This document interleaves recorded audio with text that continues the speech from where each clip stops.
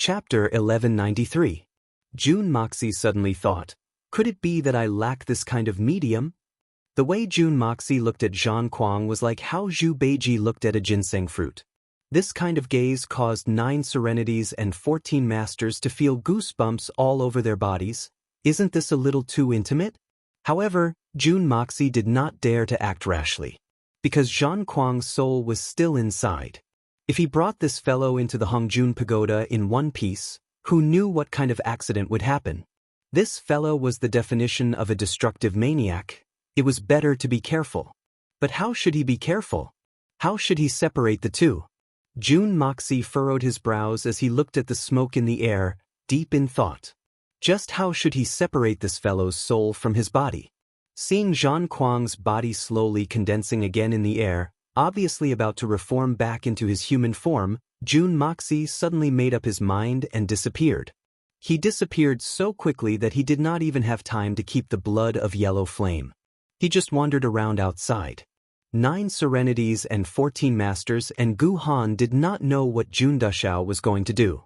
They could not help but look around with their eyes wide open.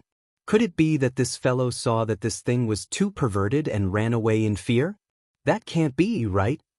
In the next instant, a layer of water mist suddenly appeared in the air, covering a radius of several tens of zhang. Then, it gradually condensed and enveloped the green smoke that Zhang Kuang had transformed into. Then, it turned into water droplets and quickly froze. But the green smoke did not change because of the change in temperature. It continued to float in the ice, as if it was not affected at all. Jun Moxie's body appeared again. With a point of his finger, an extremely cold chi was emitted from the tip of his finger. Under the dumbfounded eyes of 9 serenities and 14 masters and Gu Han, the piece of ice that had condensed previously had turned from an ordinary piece of ice into solid ice. In the blink of an eye, it had turned into Xian ice. This was the first time the 9 serenities and 14 masters had seen such a shocking change. They could not help but rub their eyes. He couldn't believe what he was seeing, but when he opened his eyes again, he couldn't help but be shocked. Because the profound ice in front of him no longer existed, because the profound ice had become essence of ice. Essence of ice. It was actually essence of ice.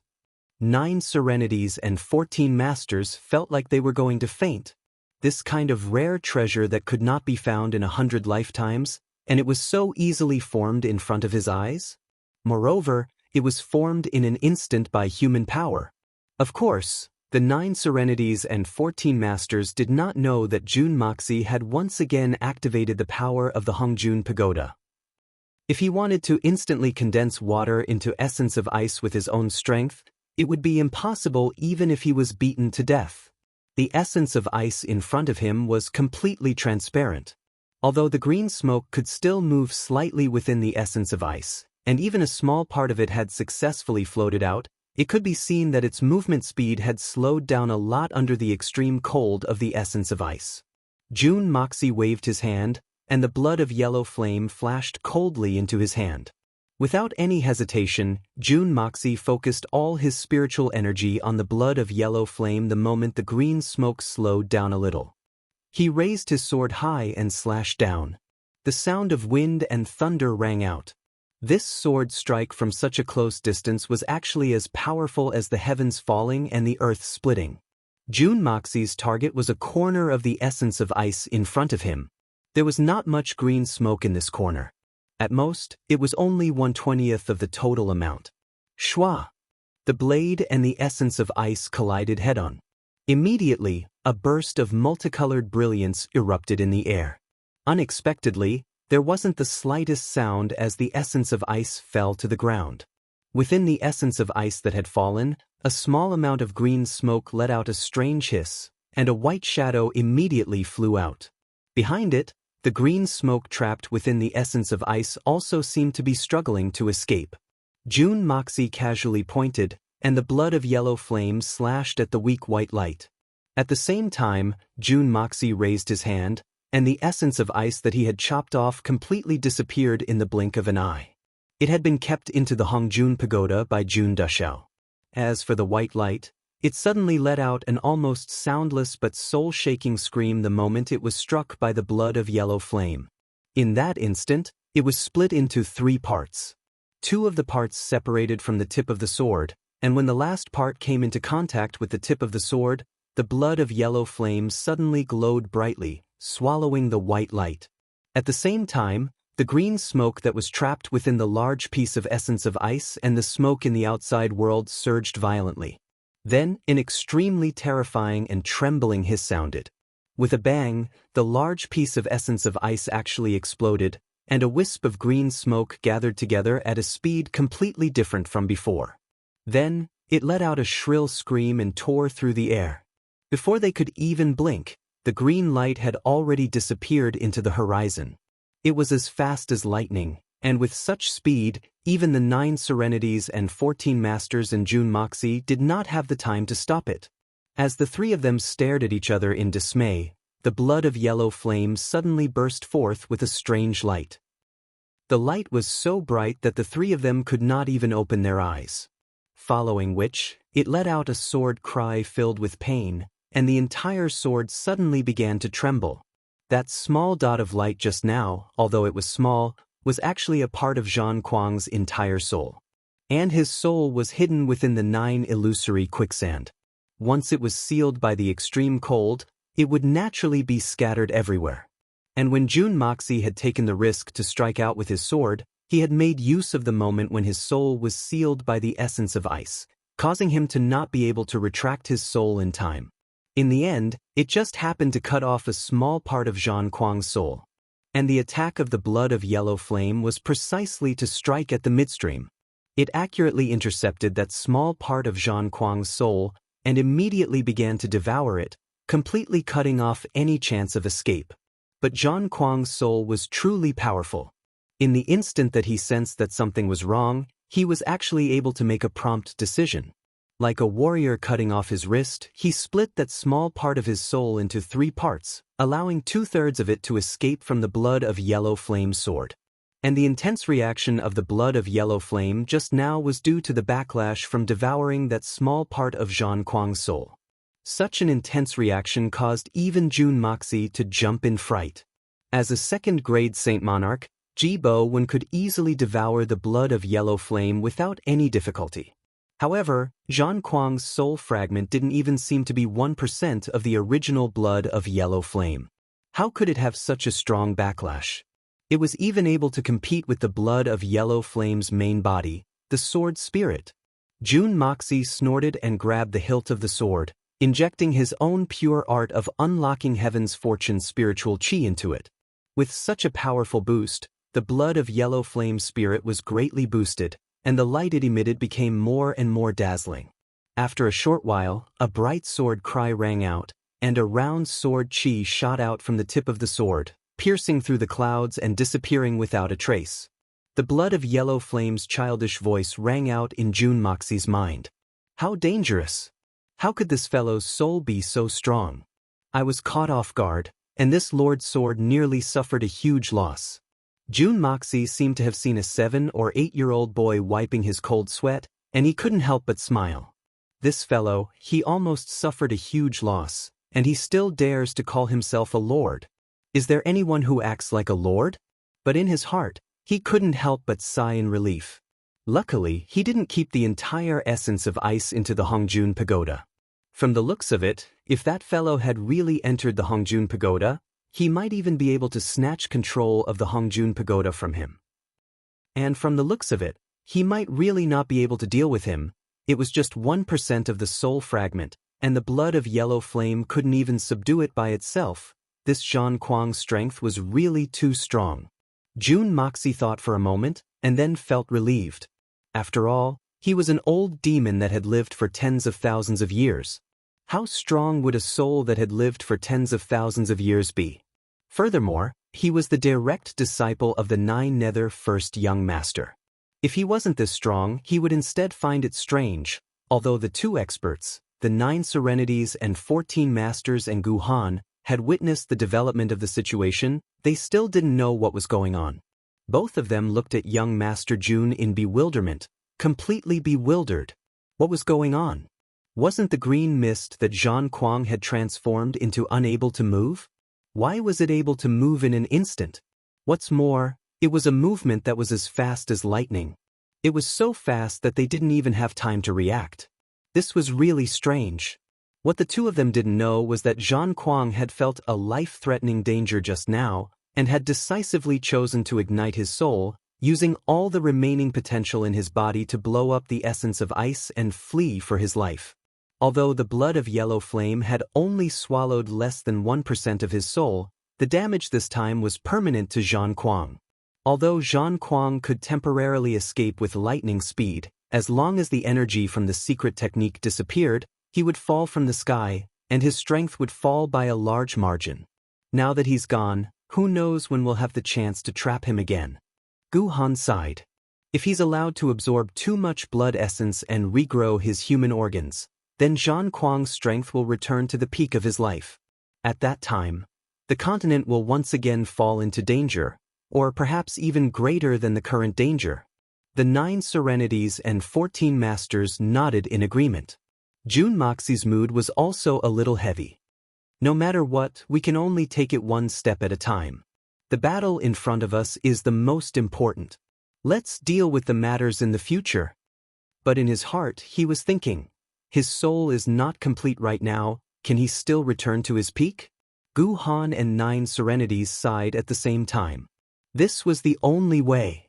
Within the Hongjun Pagoda, Jun Moxie had just thrown the entire piece of essence of ice into the 6th level of the Hongjun Pagoda. Right now, it was slowly disintegrating.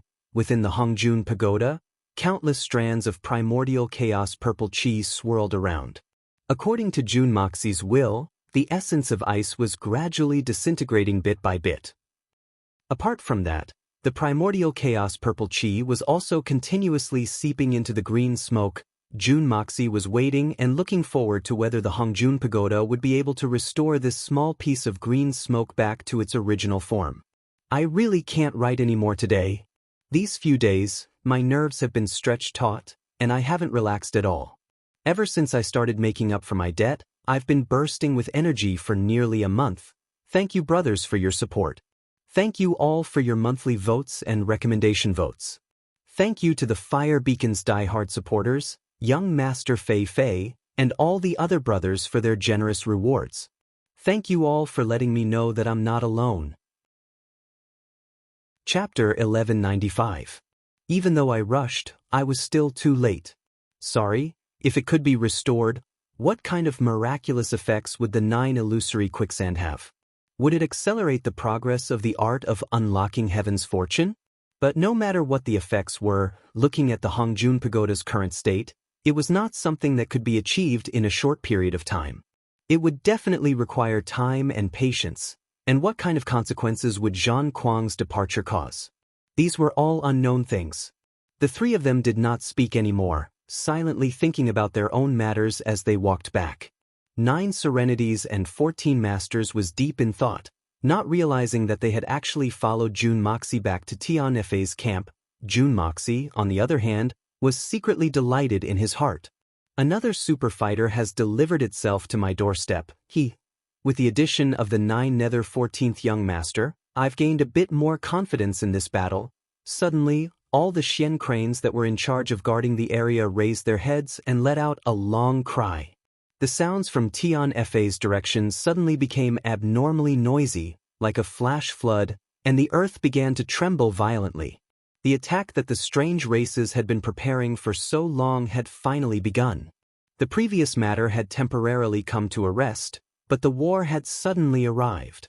Even though Jun Moxie and the other two were used to facing powerful enemies, they could not help but have a change in expression. There was no other reason. The three of them had not expected that the strange race's attack would be so ferocious. There was no probing attack at all, and no signs of a decisive battle. From afar, a series of earth-shattering battle cries rang out, and the sound of collisions caused the earth to tremble. A long howl that was filled with an unyielding feeling mixed with a piercingly cold and dense killing intent suddenly sounded out, and it didn't die out for a long time. It shook the boundless dark night to the point that it was about to shrink and tremble, and the cold stars in the sky blinked ceaselessly because of fear. Brothers, this battle is not for glory. This battle is not to save the world. This battle is for our own brothers. Let us use the sharp blades in our hands to tear these strange races to shreds. All these years of bitter training, wasn't it for this day? Kill him until the heavens and earth turn upside down. The solitary falcon's vigorous and powerful voice was filled with an indifferent and untamed aura. It seemed as if his voice was filled with a bloody aura that pierced through the heavens and pierced through the sky, and pierced through the sky with a heroic spirit. Another burst of hearty laughter rang out. It was the Heaven Destroyer and Spirit Devourer troops laughing heartily. That's right. That's exactly what I'm going to do. I'm going to turn the world upside down and make blood flow like a river. Feng Wanyun bellowed, and the sword in his hand turned into a huge dragon, shooting through the sky with a majestic aura. That blinding light could be seen even from a few hundred miles away. Kill those non-humankind scums and turn the world upside down. Let their blood flow like rivers. The 300 warriors roared in unison. At this moment, the light from the long blade reflected the light from the moon and stars in the sky, surging forward. Solitary Falcon gripped the Heaven Destroyer and Spirit Devourer's standard long saber in his hand. With a wave of his hand, for outsiders' heads were sent flying into the sky. As blood splattered everywhere, Solitary Falcon laughed heartily. I've already killed 9 outsider scums. How many have you guys killed? Now, this leader will announce that the 2 teams will start a killing competition, and the final winner will be determined by the number of heads we have. The loser will have to bark like a dog in front of everyone. How about it? Feng Wanyun, you old bastard, just wait to bark like a dog. Feng Wanyun's sword was like a bolt of lightning, sweeping through the area like a hurricane. Wherever his sword flashed past, at least 4 or 5 strange races would die. He roared, Solitary Falcon. This match is decided, but the one who will bark like a dog will be your team. Brothers, do you want to hear Solitary Eagle bark like a dog? With Feng Wanyun leading the 2 teams, the warriors of the Spirit Devourer division shouted in excitement. Then what are you all waiting for? Since you want to hear it, then kill as many enemies as you can. Feng Wanyun laughed heartily and pointed, Kill! Kill! Kill! Kill! How could the warriors of the Spirit Devourer division be willing to fall behind? They raised their weapons and laughed heartily, charging towards the crowd of strange races like a gust of wind. Their faces were filled with excitement, as though they had been starving for 3 days and were charging towards a delicious feast. Fuck! Solitary Eagle cursed and roared, Brothers! Let's charge as well. If the Spirit Devourer division really wins, we will all lose face. We'd rather lose our lives than our faces. Let's move quickly, or else we won't have a target. Leader is right, we'd rather lose our lives than our faces. Everyone, let's move quickly. The faster we are, the slower we get nothing. The Heaven Destroyer team laughed heartily as they raised their weapons and charged forward crazily. These 2 brigades actually treated this extremely tragic battle in front of them as a competitive game. Everyone's battle prowess was raised to the peak in an instant. As though they were chopping vegetables, they killed all the strange race's soldiers in their line of sight. Solitary Eagle and Feng Wanyun used this method to raise their morale, and it was indeed very effective. At the start of the battle, countless wretched cries, maniacal laughter, and howls rang out continuously. From time to time, there would be limbs and heads flying into the sky. Broken limbs flew everywhere, and blood dyed the ground red. Almost at the start of the battle, the scene had already reached an extremely tragic level. Right at this moment, an extremely sharp tiger roar shook the sky, as though a sudden gust of wind had blown. Tiger King Earthcracker's majestic body was like a towering iron pagoda as he rushed over from afar. His body hadn't arrived, but his voice had arrived first. When it comes to killing, who can compare to our Tian Fa Tiger clan? Count our tiger tribe in for this bet. Brats, do you have the confidence to kill the most strange race's scums? The 3,000 tiger tribe warriors behind him roared in unison. Yes. Since you have the confidence, Then charge forward and kill all those strange races scums for this king. Tiger King Earthcracker's eyes shone with a bloodthirsty light. Let the Heaven Destroyer and Spirit Devourer brothers witness the might of our tiger tribe. Kill the enemies with all your might, the might of the tiger tribe. Oh! Witness the might of our tiger tribe. The 3,000 warriors roared in unison. It was truly a ferocious tiger descending the mountain. In the past, it was only a metaphor to say that it was like a ferocious tiger descending the mountain. But the charge of the tiger tribe this time was truly like a ferocious tiger descending the mountain. And it was 3,000 of the strongest tigers descending the mountain at the same time. This momentum was extremely ferocious and could be said to be spectacular to the extreme. As the tiger tribe's army entered the battlefield, the battle instantly became even more intense. Although the Heaven Destroyer, Spirit Devourer, and Tiger Tribe's numbers were far less than the enemies, their battle strength was several times, tens of times, or even tens of times more than the enemy. Coupled with the weapons and formations that Jun Moxie had specially made for them, their strength was even more shocking. The moment both sides clashed, Tion Fa and the evil Monarch Manor's allied army gained the absolute upper hand. Like a tiger entering a flock of sheep, they slaughtered the enemy while chopping vegetables. But right at this time, a long and strange laughter rang out from afar. A sinister and strange voice rang out.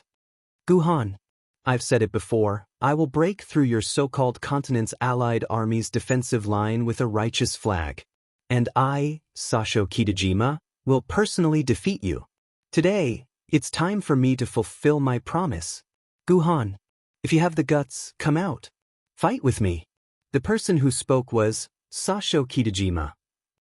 This #1 expert of the strange races actually issued a challenge to the leader of the 3 holy lands, Guhan, at the start of the battle. Clearly, he had already sensed that the current situation was disadvantageous to them. Facing the powerful battle strength of Tion Fa and the evil sect's allied army, although the strange races had the advantage in numbers, they were still in a disadvantageous position. They had to think of a way to raise the morale of their own forces. Otherwise, how were they going to win? And the best way to raise the morale of their forces was to defeat the other party with a thunderous method in a battle between the #1 experts of both sides. After Sasho Kitajima finished his challenge, he roared again. Conquering the Shen continent is today. The dazzling world is right before our eyes. All the brave warriors of the Divine Sun, 1,000 years of hegemony, 10,000 years of evil arts. Lay the foundation at this moment. Is everyone willing to accompany me, Sasho Kitajima, and leave my name in history? A tsunami-like roar rang out. That was the roar of hundreds of thousands of people. Clearly, Sasho Kitajima's words had successfully roused the endless fighting spirit of the strange race's warriors. The rallying power of Sasho Kitajima amongst the strange races was clear to see. If Guhan decided to accept the challenge, but unfortunately lost to this Sasho Kitajima, it would definitely be a huge blow to the morale of the allied army. At this time, Jun Moxie, Guhan, and 9 Serenities and 14 Masters had just entered the camp. In the tent, Mei Shuiyan was methodically dispatching the troops.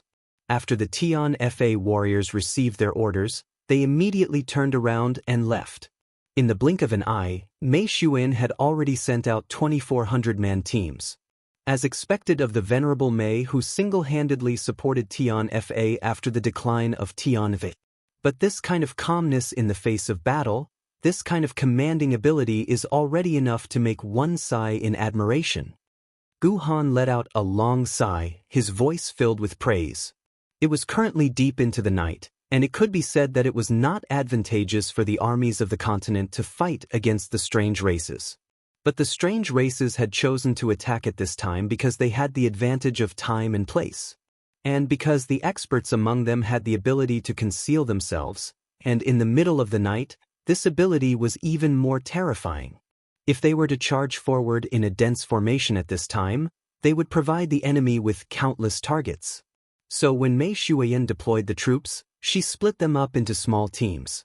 Every 100 experts would form a small team, and they would directly enter the strange race's army to assist the Heaven Destroyer, Spirit Devourer, and Tiger Tribe warriors. Chapter 1196. A total of 2,400-man teams were divided by Mei Shuoyan into 8 directions: east, south, west, north, northeast, southeast, northwest, and southwest. Each direction had 300-man teams charging in from 3 different directions, and each team advanced in a cone-shaped formation. If the 3 squads were to gather together, they could form an even larger cone formation in an instant. Mei Shuoyan's orders were, advance all the way, no one was allowed to retreat or look around. They only needed to find the right direction and kill their way down. Until their comrades met up with them in the center, then they would follow the path their comrades had created and charge back. Once they were done, they would return immediately. Every team's mission was the same, and they would also inform Solitary Eagle, Feng Wan Yun, and Tiger King. Once these 24 teams had completed their mission, they could retreat together. Although there weren't many people participating in this mission, only 2,400 in total, every single one of them was an elite expert. With such a tactic, it would definitely cause a terrifying amount of damage to the strange races. There was a high chance that the enemy's formation would be completely messed up, and they would not be able to fend for themselves. The key to ensuring this tactic was the 3,000 Tiger Tribe warriors that had entered the enemy's core, and Solitary Eagle and Feng Wan Yun's Heaven Destroyer and Spirit Devourer in the center. The powerful penetration of these 24 teams, coupled with the counterattack from Solitary Eagle and Tiger King, would definitely cause a terrifying amount of damage to the strange races. At the very least, it would greatly reduce the pressure on Eagle, Wind, and Tiger King. As for the remaining tens of thousands of soldiers, they would advance 300 miles and set up a defensive formation. If any enemy tried to break through the Alliance's defensive line, these soldiers would wait for them and launch a destructive counterattack. The other 2 powerful forces of the Leopard and Lion tribe were also ready to move out. If any of the troops were caught by the enemy and could not retreat, these 2 troops would charge forward with lightning speed to rescue them. With the speed of these 2 teams, they were the best candidates to complete this rescue plan. Jun Moxie, Gu Han, and 9 Serenities and 14 Masters did not have any opinions on this tactic. In such a dark and gloomy environment, they had to face the foreign races with stealth skills. Only such a plan could be considered as the most effective strategy to deal with them. A near-perfect strategy. Right at this time, Chuangshan Beidao's voice pierced through the night sky, coming from afar. Gu Han's expression changed, and he was about to reply when he saw Jun Dashao looking at him in shock, as if he had discovered a new continent. The anger that had just risen up in Gu Han's heart instantly dissipated under that strange gaze of his, and he even felt his hairs stand on end.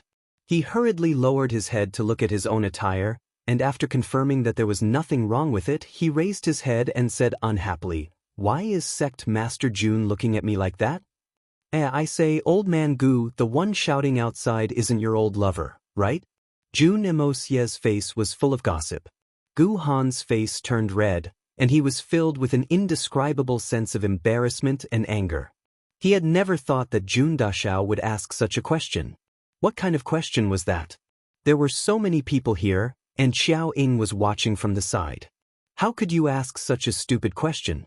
Furthermore, the other party was a strange race, a pervert with a male and female body. Asking such a question, aren't you disgusting? What nonsense are you spouting? Gu Han's face was ashen as he retorted. That's an insult to our culture. Isn't it? Jun Moxie's voice was a little sad as he said, "What a pity. Why not pinch?"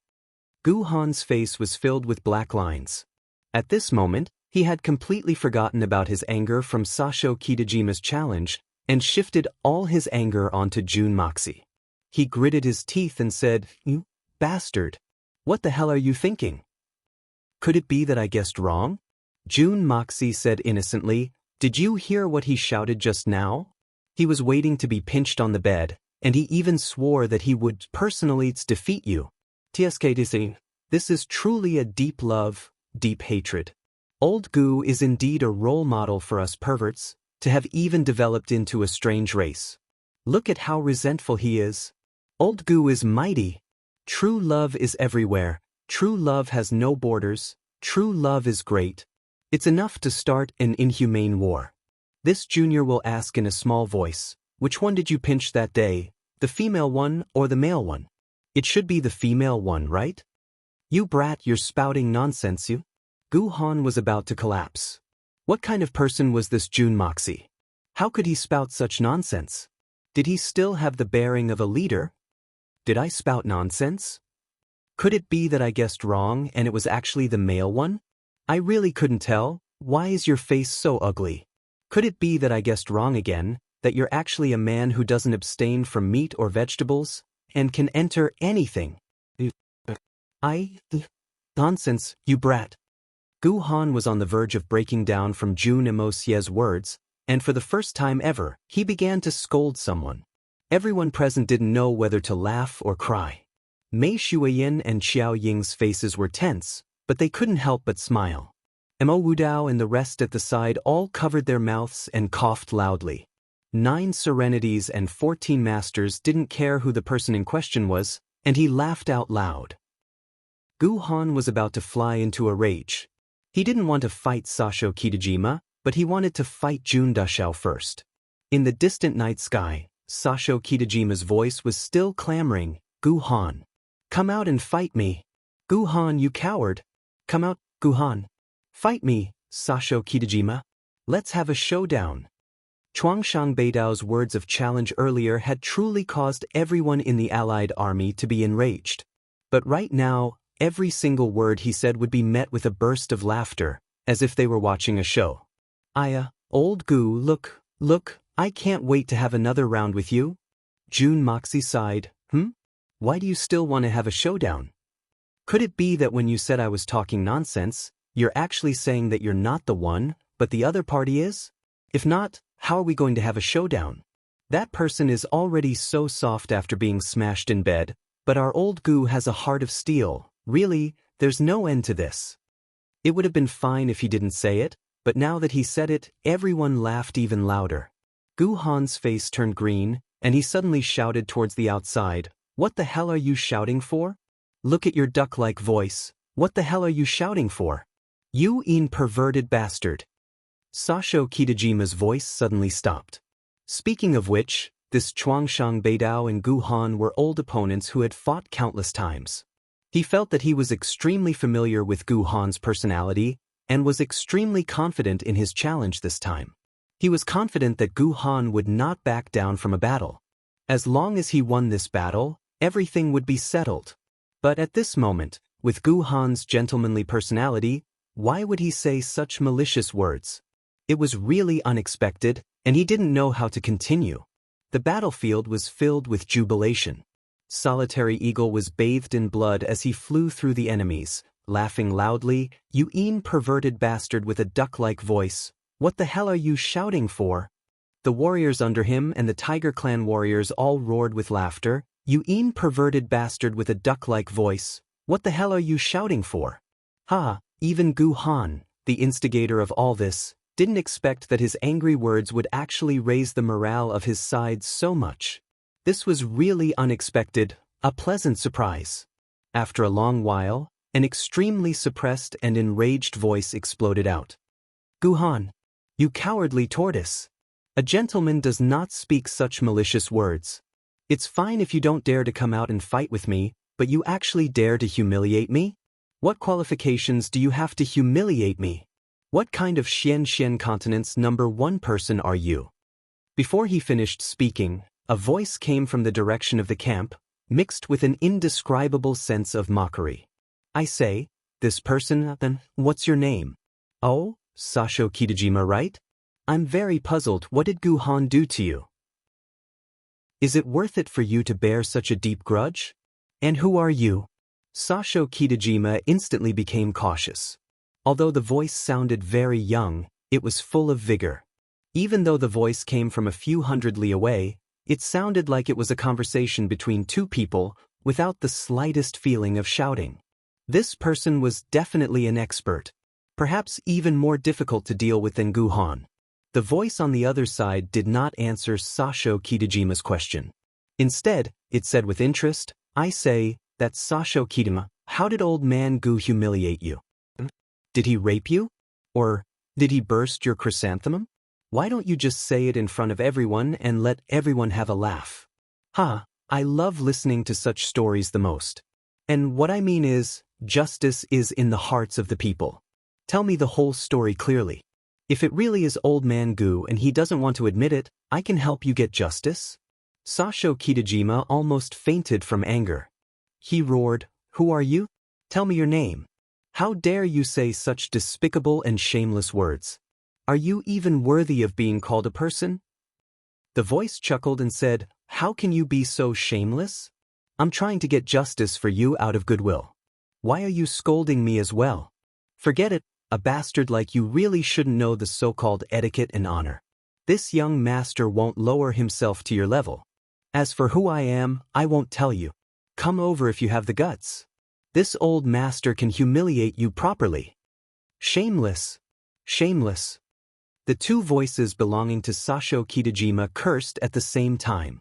The strange voice and the bell-like voice mixed together and instantly rang through the night sky. He really did not expect that there would be such a mischievous fellow among the peak experts of the world. Shameless? Who is the more shameless one? The voice suddenly turned cold. "You challenged me in the middle of the night. Do you think that everyone is stupid and can't tell what your intentions are? If you really have the guts, come over and fight me head-on. You hide your head but show your tail, yet you still want to call others gutless. What kind of trash are you? We are gentlemen. We don't bother to say it out loud. It's enough that everyone knows it in their hearts." As soon as this sentence came out, everyone came to a sudden realization. Chapter 1197. The main target of Sasho Kitajima's attack in the middle of the night was actually Guhan. He challenged Guhan in the midst of the chaotic battle, predicting that Guhan would definitely come out no matter what. If Guhan did not come out due to various considerations, it would be a huge blow to the morale of his side. With Guhan's personality, he would definitely not be able to accept such an outcome. So he could only endure and fight. But the night was originally dark, and the strange races had such a heaven-defying technique like the art of concealment. If Guhan really went out to fight, the chances of him being ambushed by the other party was almost 80%. Such a probability was no different from sending himself to death. If Guhan was unfortunately defeated or even died here, to the Allied forces, that would be a truly heavy blow. But Sasho Kitajima's wishful thinking was completely destroyed by Jun Moxi's unreasonable pestering. Guhan was naturally not a fool with his 5,000 years of experience. How could he not understand what Sasho Kitajima was planning? He also knew that if he went out now, it would really bode ill rather than well, with only a slim chance of survival. But if he was in charge now, he still had no choice but to fight.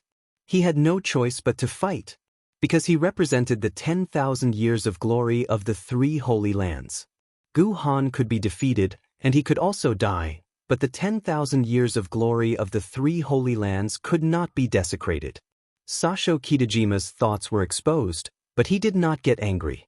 Instead, he laughed. That's right. This seat scheme was originally an obvious one, calculating that even if Guhan was unwilling to come out, he would still come out. Who would have thought that it would be resolved by just a few words from you? Looks like you are the one who is truly worthy of my respect. Such an expert, yet you're so stingy with your name? Jun Moxie chuckled. You're really generous to admit your own scheme. But I'm sorry, although my name is not a big secret, I cannot tell you. Why is that? Sasho Kitajima was really depressed this time. He could not think of a reason. Since the other party's name was not a secret, but he did not tell him, could it be that he wanted him to be puzzled? The reason is very simple. It's because you're too disgusting. Jun Moxie said unhurriedly, if you know my name, it would be an unbearable humiliation to me. Therefore, the later you know, the better. As soon as these words were spoken, no matter if it was the tent, the camp, or the battlefield, everyone was filled with laughter. Hearing Jun Mosie's words, The group of warriors who were already in a frenzy of killing immediately felt an incomparable sense of comfort. Then they burst into laughter. Bastard! Sasho Kitajima was also enraged. He screamed, "Come out! Come out and fight me if you have the guts!" Jun Moxie snorted and scolded disdainfully, "Fuck off!" This scolding was even more direct and decisive. It was simply powerful and resonating. Everyone, it was as if they really did not know what expression Sasho Kitajima had on his face, but their own side had already become a sea of joy. Even the gloomy experts of the three holy lands couldn't help but reveal a smile.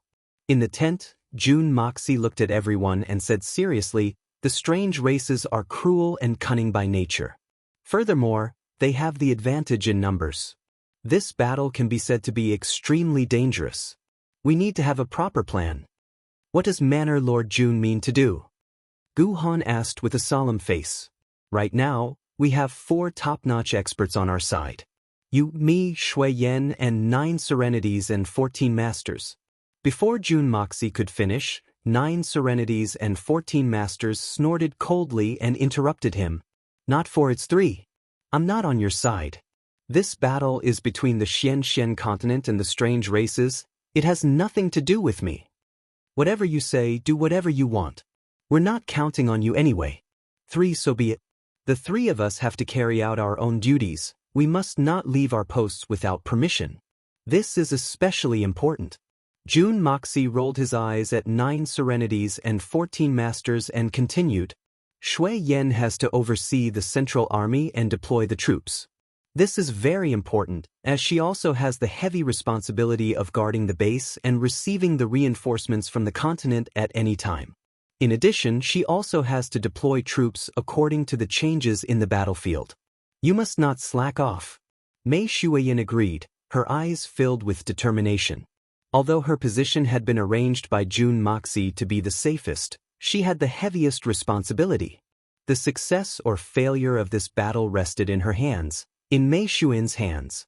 Mei Shuiyin's heart felt heavy. "As for old Gu, you'll be in charge of the Holy Land's forces." Jun Moxie looked deeply into Guhan's eyes. "Maybe tomorrow, maybe the day after. The war will break out. When the time is right, the people from the 3 holy lands will be the first wave of troops to push forward. Old Gu, don't forget what I said." Guhan's expression was stern as he nodded. "Of course. As for myself, I'll stay at the front lines and be in charge of the battlefield." Jun Moxie placed himself in the most dangerous position. He looked at everyone sternly and said word by word, "Everyone, no matter which side you're from, you must remember one thing. This is a war, not the usual sparring in the pugilistic world, nor is it a contest between 2 people. This concerns the safety of billions of people. Soldiers against soldiers, generals against generals. This is the most basic knowledge on the battlefield." Jun Moxie said slowly, "Remember, the Holy Venerables have their own opponents. The Holy Emperor has his own Holy Emperor's opponent. You must not rely on a moment of bravery to kill the enemy's minions. Every bit of unnecessary effort you put in is equivalent to increasing the odds of victory for the enemy's experts of the same level. Our experts are already few in number, so we cannot waste any of them. All the Saint Venerables, even if you die to the enemy's enduring heavens without killing a single person, you must remember that you will not lose out. Because you will die in the position that you should die in. And the exhaustion that you cause to the enemy, naturally, there will be people who will seize the opportunity that you create to kill them. At that time, your mission will end, and you will have no regrets in this battle. On the other hand, even if you kill more of the strange races, you will not be able to exhaust the strength of the experts of the same level. The target of your guilt will be the billions of lives of the Xian continent." Everyone nodded their heads silently and thought about it seriously. "Please remember, even if you kill 10,000 of the strange race's ordinary soldiers, it will not make up for the loss of one of our Saint Venerables.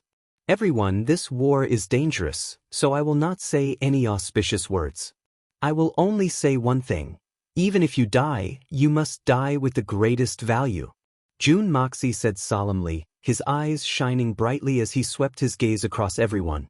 Does anyone have anything else to add?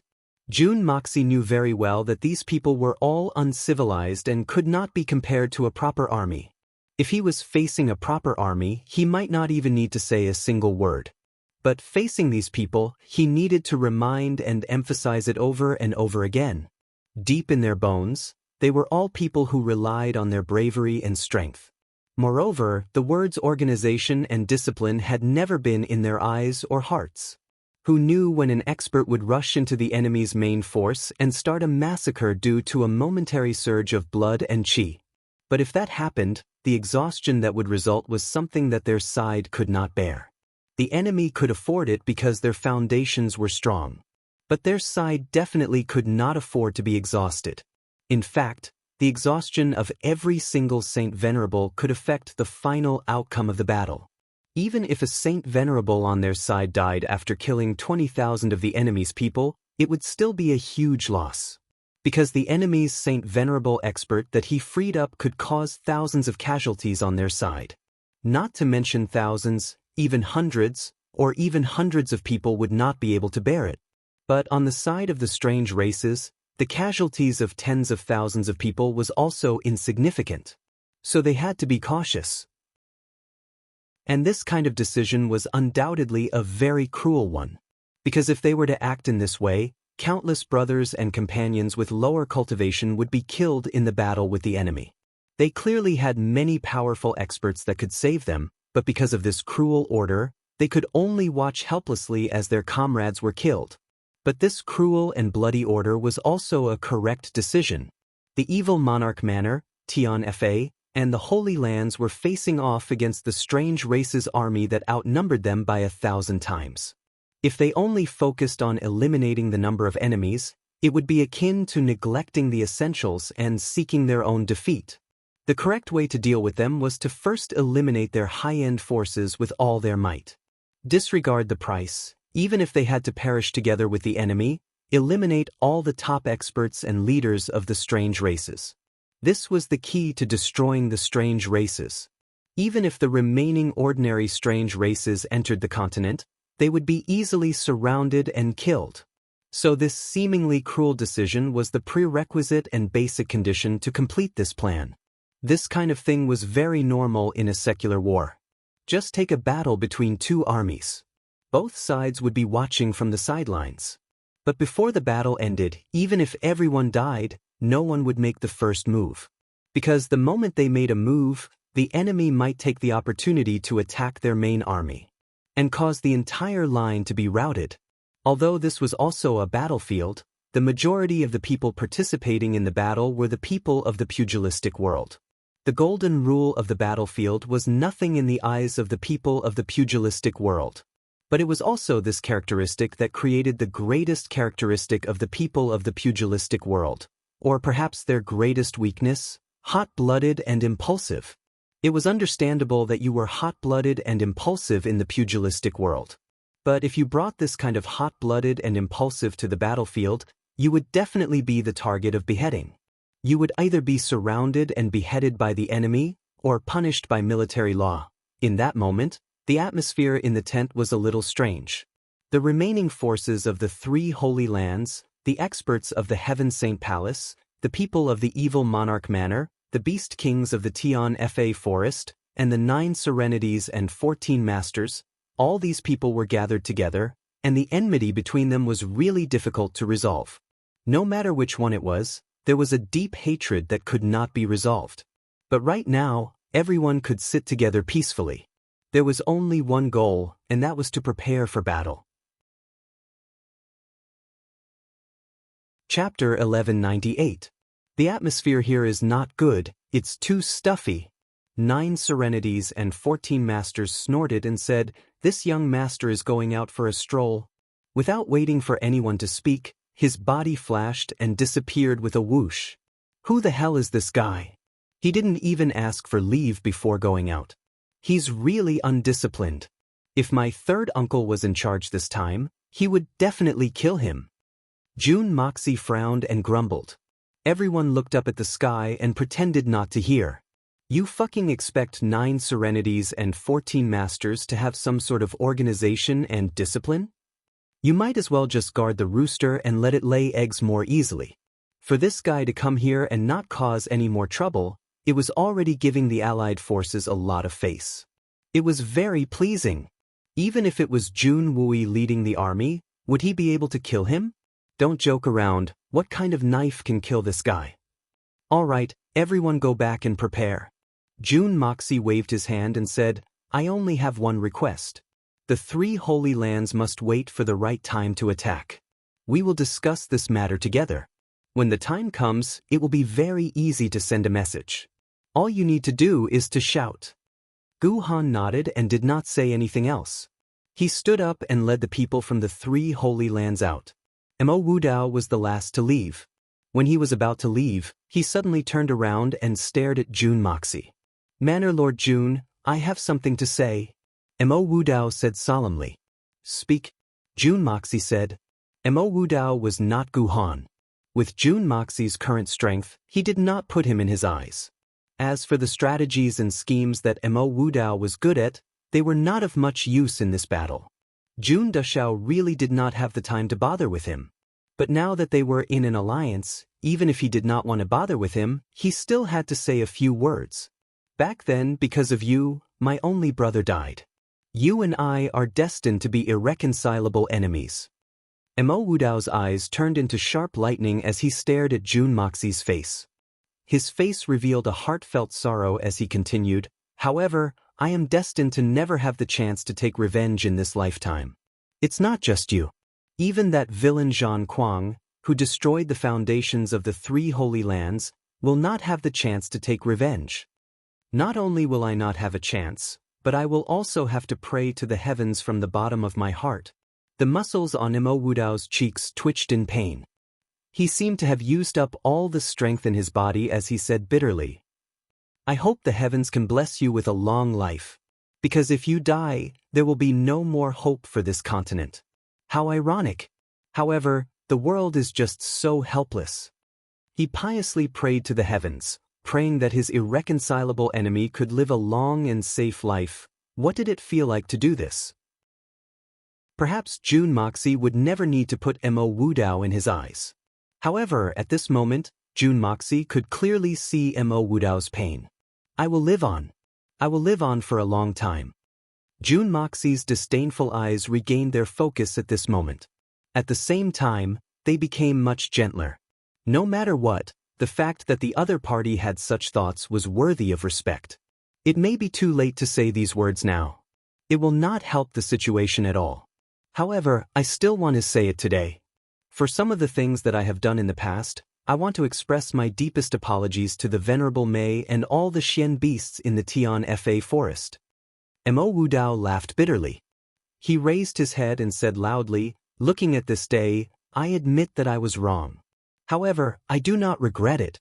If time could be reversed and I could do it all over again, as long as this old man didn't know that the situation would develop into such a serious situation and I didn't know that the pillar of heaven's mountains would collapse, then this old man would still do those things. I do not regret it. I do not regret it. Mo Wudao said. At this moment, you do not need to apologize to me anymore. Because I will never forgive you. Just like how you do not regret it. You do not regret it. Mei Shuyan said calmly, as an old enemy and today's ally, the only thing I can do is to wish you good luck. Good luck would naturally lead to the Yellow Springs Road. Although Mei Shuyan did not say it clearly, Mo Wudao naturally knew it. There's one last thing. Mo Wudao straightened his body and looked straight into Jun Moxie's eyes. He said loudly, I know that you are not satisfied with many things that the 3 Holy Lands have done.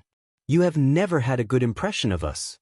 You think that we are fishing for fame and are arrogant, but I still want to tell you that even though we have done many wrong things, even though we have hurt many people, we only have one original intention.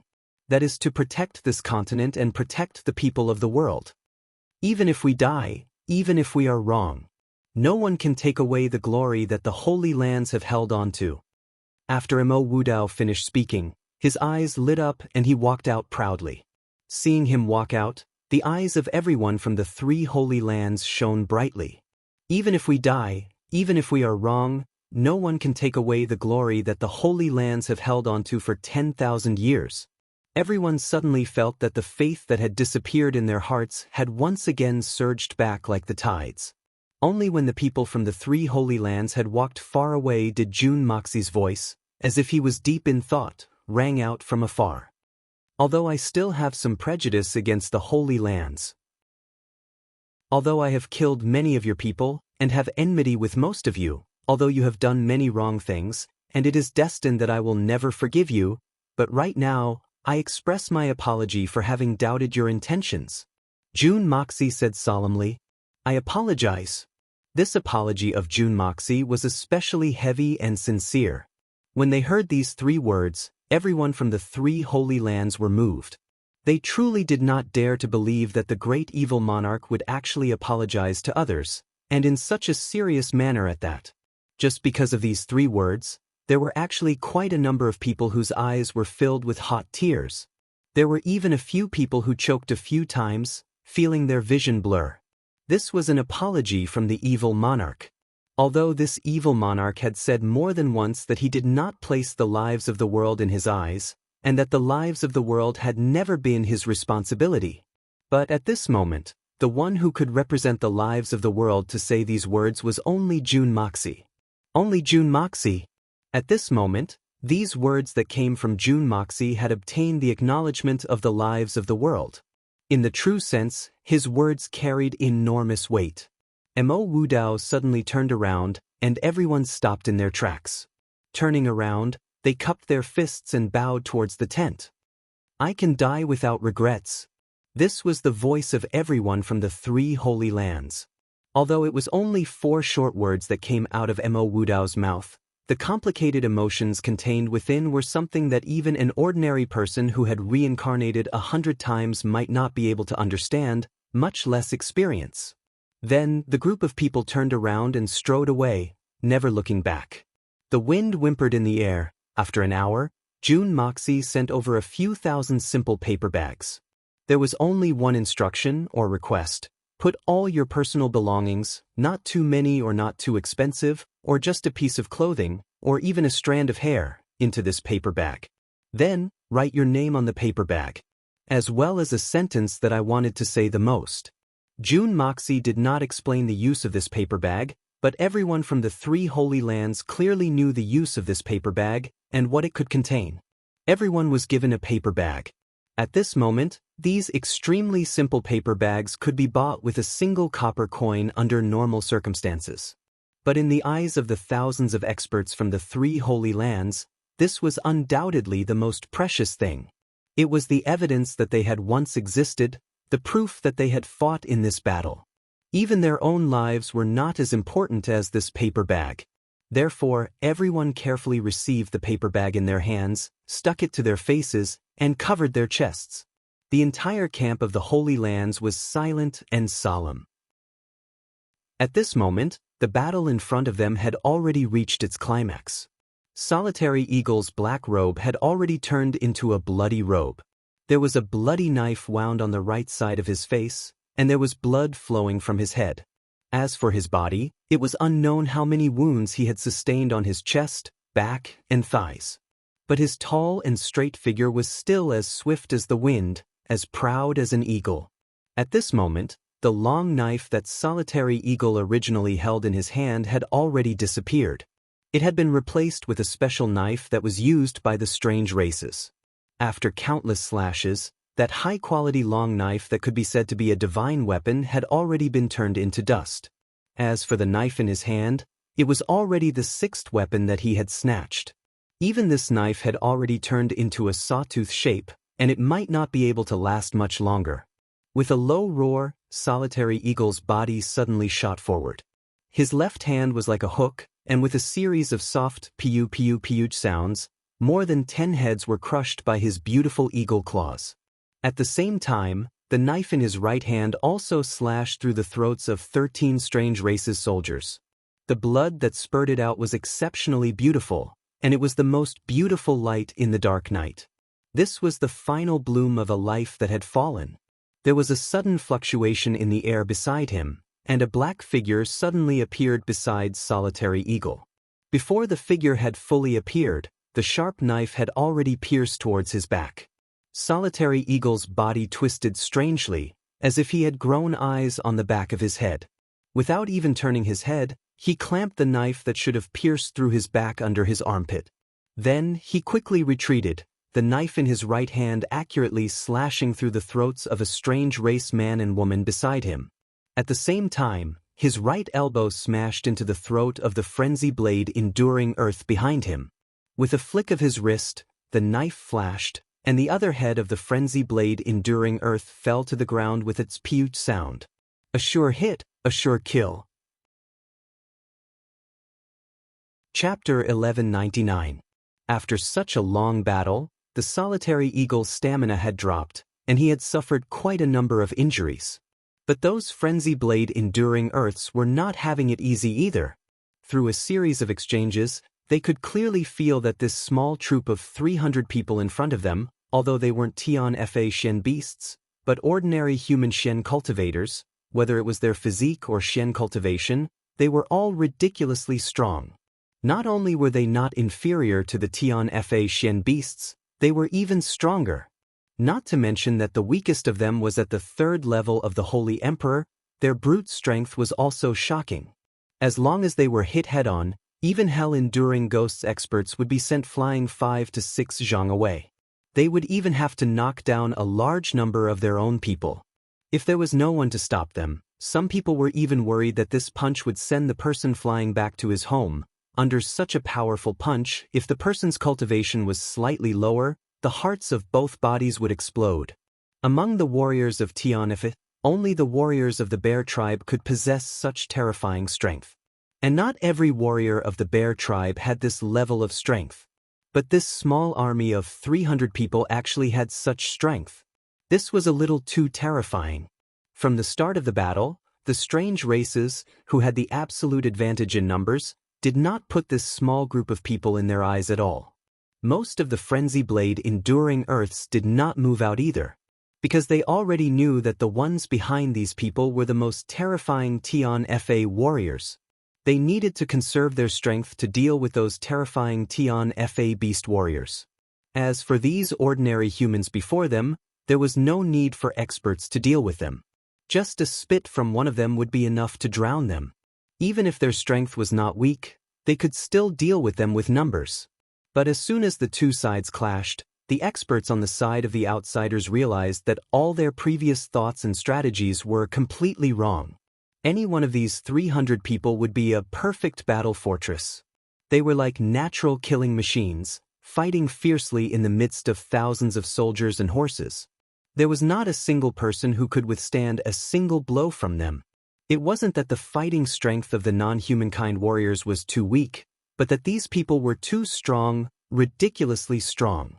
If 100 rats disregarded all costs and casualties, they might be able to kill a cat, but 100 ants would definitely not be able to defeat a tiger. Ordinary non-humankind warriors didn't even have the ability to attack them, let alone kill them. They couldn't even slow them down for a second. Before they were completely exhausted, the human wave tactic was just a joke to these warriors. An extremely cruel and bloodthirsty joke. All of their gazes were ice cold, as if they were looking at a living person as if they were no different from a corpse. They didn't even blink when dozens and hundreds of lives were sacrificed under their hands. In the depths of his deep eyes, there was only excitement and satisfaction of killing intent. 300 people against an army of tens of thousands, what kind of imbalance was this? It was a huge disparity of 1 against 100. However, when these 300 people pounced forward, they easily tore open a bloody hole in the tight formation that the strange races had meticulously set up in the dark of the night. Especially the blades that they used at the beginning, a single slash was like a bolt of lightning. Under their blades, the weapons of the strange races were as fragile as tofu, unable to withstand a single blow. The moment the weapons of both sides came into contact with each other, a light chot sound was heard. Their own weapons had already been broken into two. As the upper half of the blade flew out, 2 parts of the upper body of the strange races people also flew out, their eyes wide with disbelief. Caught off guard, This was the only word that could accurately describe it. In a battle between two armies, there was actually such a thing as being caught off guard. If word of this got out, no matter which country's soldiers, they would probably laugh their heads off. But right now, at this moment, this unimaginable scene was actually happening in the formation of the strange races. As soon as the two sides clashed, the warriors of the foreign races who were a dozen or so rows at the front didn't even have time to react before they discovered that their comrades in front of them, who were still alive just a moment ago, had all fallen, and the sharp blades that took the lives of their comrades were already right in front of their throats. So fast. So incisive. There were a total of 300 Heaven Destroyer and Spirit Devourer soldiers. They were like diligent farmers holding their sickles and entering a field of ripe wheat. And it was a super huge harvest. Everyone waved their blades excitedly, as if they didn't know fatigue at all. There was only the joy of harvesting. By the time the blades in the hands of these 300 people could no longer bear the slashing and finally broke, they had already reaped over 10,000 lives. Don't forget, this was the strange races. Every single one of them had two bodies. If it was purely calculated by the number of people, the 10,000 lives here had to be multiplied by 2 to be the correct answer. The Heaven Destroyer and Spirit Devourer warriors still maintained their cold attitude as they continued to advance. Even in such an intense battle, the entire troops formation was still orderly and orderly. While his hands were rapidly reaping the lives of his enemies, his feet still maintained a steady pace as he pushed forward. Occasionally, he would whip out a leg, and the body that was sent flying would smash down a large portion of the enemies in front of him. Then he would indifferently step by step over them. Occasionally, he would step on someone's stomach, as if he was stepping on a hydrogen balloon. Just like that, dripping with blood and stepping on countless broken limbs, the warriors of the Heaven Destroyer and Spirit Devourer continued to push forward coldly. These people were originally the iron-blooded soldiers that had followed Junwui in the past. Towards war, towards slaughter, towards death, they were already used to it.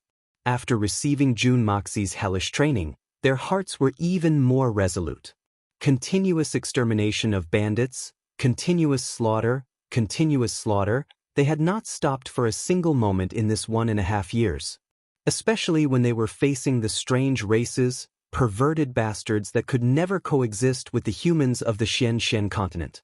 They were even more merciless killers. Under the leadership of the two Death God-level captains, this battle had directly turned into a competition of slaughter.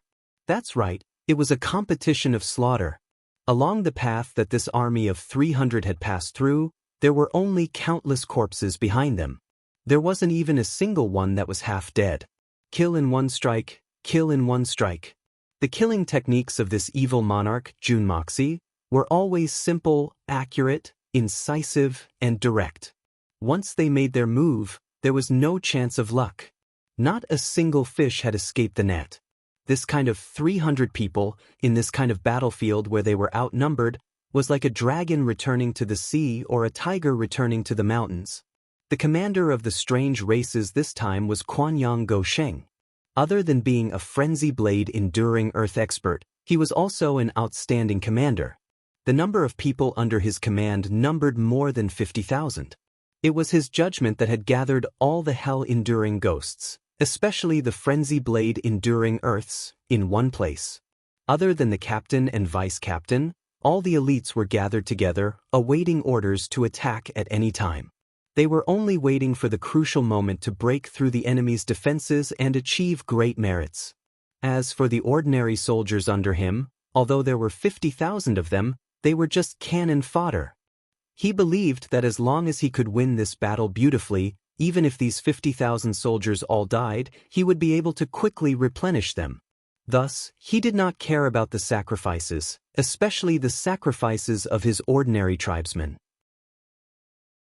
At this moment, he was looking coldly at the Heaven Destroyer and Spirit Devourer troops on the battlefield, his eyes shining with a cruel light. He was waiting for the crucial moment when the enemy would slack off due to fatigue. As long as the opportunity appeared, he would send all the elites out at the first instant and tear this small army of 300 to shreds. Even if they were made of iron, They would not be able to continue fighting like this for so long. There was a limit to a person's strength. This was an unchanging truth. But as the battle continued, this General Kwanyang Sheng's originally confident expression slowly turned into shock. His once sharp and intelligent eyes also turned into shock and disbelief, and even a hint of fear. Because the battle had already been going on for quite some time. This small army of 300 had already killed at least 30 times their number of enemies, but they did not show any signs of fatigue. Their aura was unstoppable, and their battle strength was still at its peak. How was this possible? Kwanyang Sheng could not believe this result. Even someone as strong as him would not even be able to lift his arm after fighting for such a long time with all his might. But this group of people still did not show any signs of fatigue. This was completely illogical. Kwanyang Sheng naturally did not know what kind of harsh training these people had gone through in the past. When they were still at the Silver Xian realm, they had to continuously lift hundreds of kilograms of logs every day for endurance training. In one go, it was an entire morning. No matter what they did, they had to lift it. At the start of their training, they were able to break through their body's limits almost every day. Later on, as their cultivation levels increased, the training equipment had already been changed to a few tons of huge pig iron blocks. Not only did they have to lift a few tons of pig iron blocks for an entire morning, their right hands also had to do knife swinging exercises. Even when they were eating, they had to place the pig iron block on their heads. Under such extreme and cruel training, the endurance of the Heaven Destroyer and Spirit Devourer troops had long been trained to a terrifying level. It was enough to cause anyone to break down. At this level of slaughter, as long as they did not suffer any fatal injuries, the members of the Heaven Destroyer and Spirit Devourer troops were absolutely confident that they could continue this one-sided slaughter for a day and a night without any problems. What's more, it hadn't even been half an hour, they were still far from their limits. But General Kwanyang clearly felt that he could not sit still any longer. Chapter 1200. As the long blade in the hands of a Heaven Destroyer warrior was the first to shatter into pieces, followed by a few other warriors. The scene of weapons shattering gradually appeared, becoming more and more frequent. Even if it was a weapon that had reached the level of a divine weapon, it still couldn't withstand countless full-force slashes and collisions. This general has finally discovered their weakness. That is, their weapons are not good enough. General Kwanyang slapped his thigh with an excited look. However, this sentence was met with a look of disdain from the group of experts at the side. His weapon was no good. Such a weapon is still not enough? Didn't you see that our weapons couldn't even withstand 2 blows from his saber? The shattered blades in the hands of these Shen human warriors had been exchanged for at least tens or even hundreds of times the price. In other words, at the very least, we have to exchange dozens of our sabers for 1 broken saber. Furthermore, there were also many hell-enduring ghosts and Frenzy Blade enduring Earth's Frenzy Blade enduring Earth. Only then did they obtain such an exchange. Even in the entire Divine Sun race, there weren't many of such divine weapons. But now, the general actually said, I've finally discovered their weakness, and that is that their weapons aren't good? Excuse me, if you still want their weapons, how can you? Don't tell me you'll only admit that the other party's saber is good when he pierces all of us with a saber? Fortunately, it was not possible. If it was possible, he would have killed all 50,000 people in front of him. As the commander of an army, General Kwanyang naturally wouldn't be so brainless. At this moment, he also realized his slip of the tongue. The female body's face turned red, but the male body's expression didn't change. And this was sufficient proof that men's skin was just a little thicker than women's skin. And what I meant just now was that their weapons can't hold on any longer, and they're finally finished. Next, it's our turn to show our might. General Kwanyang explained. Although everyone knew what was going on, he was a commander, so they had to give him some face. Besides, didn't he make up for it perfectly? But the next moment, following a series of gasps, General Chuanyang's eyes widened once again. They saw with their own eyes that a human warrior whose saber had been shattered directly reached out to grab the sharp saber that was slashing towards him. Completely disregarding the fact that he was holding the saber with his bare hands, he exerted force to snatch the saber away. Then, he gave that strange race warrior a backhand slap on his face. The strength of this slap was rather great. Directly, the male half of the strange race warrior's body was slapped so hard that it danced wildly in the air like a windmill. Then, the two halves were twisted into a shape. Even so, the male half of the male body of the strange of the other half was twisted into pieces. Then, the two halves flew into the air. This sudden change happened too quickly. The other half of his female body only reacted at this moment. She let out an inhuman scream and turned around to look at the bloody mess behind her. Only then did she realize that her partner and brother had disappeared without a trace. She screamed again and fell to the ground. As for the Heaven Destroyer warrior, he didn't even bother to look at them. At this moment, he had already used the blade of the outsider warrior that he had just slapped to advance a dozen steps. It was as if he had already made up his mind, and was 10,000% sure that the alien that he had slapped would not be able to live. Don't doubt it, this is scientifically proven. It was the same backhand slap that turned an ordinary, strong black bear into a whirlwind and sent it flying for half a mile. When the hunter found the body of the unlucky black bear, he pulled it back and found that the inside of the black bear's head had already become a piece of tofu. General Kwanyang sucked in air as if he had a toothache, his mouth and eyes slanted as he said, "We've been fighting with all our might for an hour, and this fellow's casual slap still has such strength? Did he use some kind of secret technique? Or is it the final radiance of the setting sun before he breathes his last?" Everyone was speechless, their eyes twitching. None of them were optimistic about this conclusion. They had never heard of such a secret technique before. As for the final radiance of the setting sun and breathes his last, that was even more of a joke. Didn't you see that the other side was full of energy and vigor? And the situation of the battle continued to develop in a direction that was disadvantageous to the strange races. Because with a loud roar, the Tiger King, Earthcracker, had charged into the battlefield with his own brothers. Right now, the Tiger King was truly a little depressed. He had charged forward with all his might, and only after charging for such a long time did he finally reach the enemy. Motherfucker, what kind of people are these? Why are they so clean? Stepping on the sticky corpses of the enemies on the ground, he charged forward for 2 to 3 miles. Beneath his feet were human heads rolling like watermelons, before he finally came into contact with the enemy. Motherfucker, I clearly saw from afar that this place was filled with living people just now. Why are they all dead now? Isn't this killing speed a little too fast? His 3,000 brothers had not even killed a single enemy, and they were all covered in blood. But this was not the main point. The Tiger King waved his hand. Fuck. There's almost no more left, brothers. Hurry up and snatch. Snatch. The word snatch could be used to kill enemies on the battlefield. Usually, it was a situation where thousands of people were fighting against hundreds of people, and one side had the absolute advantage in numbers. But the Tiger King had a kind of fear at this moment. Motherfucker, I came to support, but in the end, I became leftovers. If I lost the bet and learned to bark like a dog, how would I be able to raise my head? This kind of feeling would definitely not be good. In fact, the Tiger King already had a very bad feeling. If I don't act quickly, I might not even be able to eat leftovers. Looking at the behavior of this group of murderers, it was as if they were fighting to enter the bridal chamber, killing so quickly, a typical case of wanting to eat meat and drink soup. This made the Tiger King, Earthcracker, feel a little defeated. Looking at the speed at which this group of people killed, Earthcracker was really a little surprised. Is this the Heaven Destroyer and Spirit Devourer that usually speak to me so politely? I was fooled by their friendly appearance.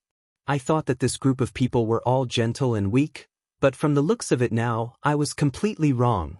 No wonder they dared to be so arrogant just now. They really have the capital. Their level of savagery is even higher than us Xian beasts. If we were to compare with them, it would be impossible for us to catch up. Looking at his troops rapidly disappearing like snowflakes under the blazing sun, General Kwanyang finally could not sit still anymore. Divine Sun! Divine Sun! I was still hoping to use these troops to break through the enemy's defensive line and directly charge into the enemy's main camp. To think that more than a third of them have already died. How could this be? General Quanyang clearly realized that he definitely could not wait any longer. If he waited any longer, he and these experts around him would be the only ones left. Everyone would become a commander without an army. General Quanyang Gosheng's eyes were completely bloodshot as he pointed with his long saber. Attack. Target, kill those 300 Shen humans first. At all costs. After saying that, General Quanyang suddenly froze, as if he felt that there was something wrong with his words. After thinking for a long time, he finally understood. I said 300 people just now, that's right, Divine Son. Divine Son. General Quanyang finally understood what was wrong. From the start of the battle, not a single one of the 300 people had fallen. There were no casualties at all. That meant to say that at least 15,000 people had died on his side, while the other side had not lost a single person. How could this be possible? The moment he thought of this point, General Quanyang actually scared himself into being dumbfounded. Following General Chuanyang's command, the 1,500 experts gathered around him, whether it was hell-enduring ghosts or frenzy blade-enduring earths, were all cursing General Chuanyang's 8 generations of ancestors in their hearts. Divine Son. This was the collective thought of all 1,500 people. Aren't you just sending us to our deaths? With such a powerful army, it would already be a miracle if 5 or 6 of us could kill even one of them. If we really killed all 300 of them, not a single one of our 1,500 people would be able to return. Even if we were all killed, the other side would still have a few dozen of them alive and kicking. If we must face them, we'd rather deal with the tiger tribe and devour those Tian-Fa ferocious beasts. That way, our chances of survival would be slightly higher, but the general had already given the order. Everyone could only obey. 1,500 experts officially entered the battlefield. After they joined the battle, the results were undoubtedly very obvious. At the very least, the Heaven Destroyer and Spirit Devourer armies' ferocious attacks were suddenly stopped for a moment. He was no longer as imposing and unstoppable as he was just now. But it was only for a moment. General Quanyang Gosheng clenched his fists tightly as he watched the battle from a high vantage point. As the highest commander of an army of 50,000, the first thing he had to do was to control the overall situation and not personally join the battle. Although he was also a frenzy blade enduring earth, and an elite superior ninja at that, General Quanyang Gosheng only felt extremely nervous in his heart. He did not let go of his nervousness just because the 1,500 experts of the strange races had joined the battle. In fact, he even had a vague feeling that this final trump card might not be effective. He watched the battle anxiously and waved his hand, giving out a series of orders. The flag bearers beside him waved their flags left and right, sending out a series of signals. The troops on the battlefield instantly weaved in from left to right, coordinating closely with each other as they retreated the frontmost troops and replaced them with fresh troops. There were also 4 to 5 troops that immediately launched attacks against the Heaven Destroyer and Spirit Devourer army. Even if it couldn't achieve the ideal effect, it should at least have some effect. Chapter 12:01.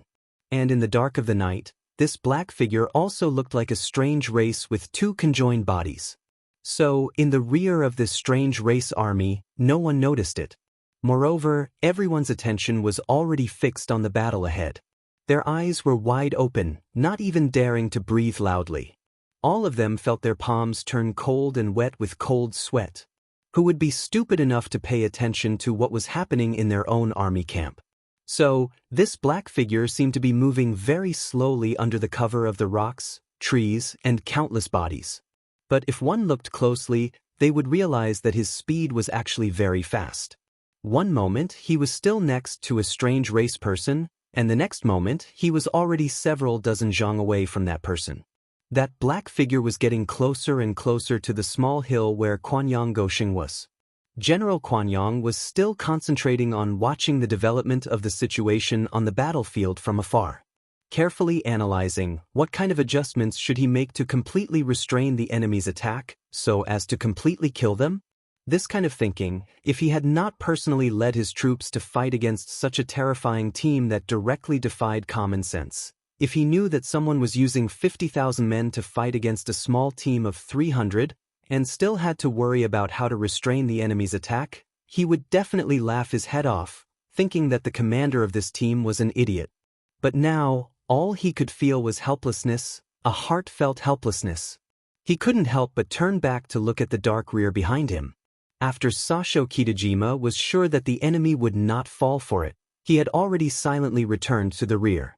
So, this battle became the first battle to test the enemy's strength. Using 50,000 men to test out the enemy's strength.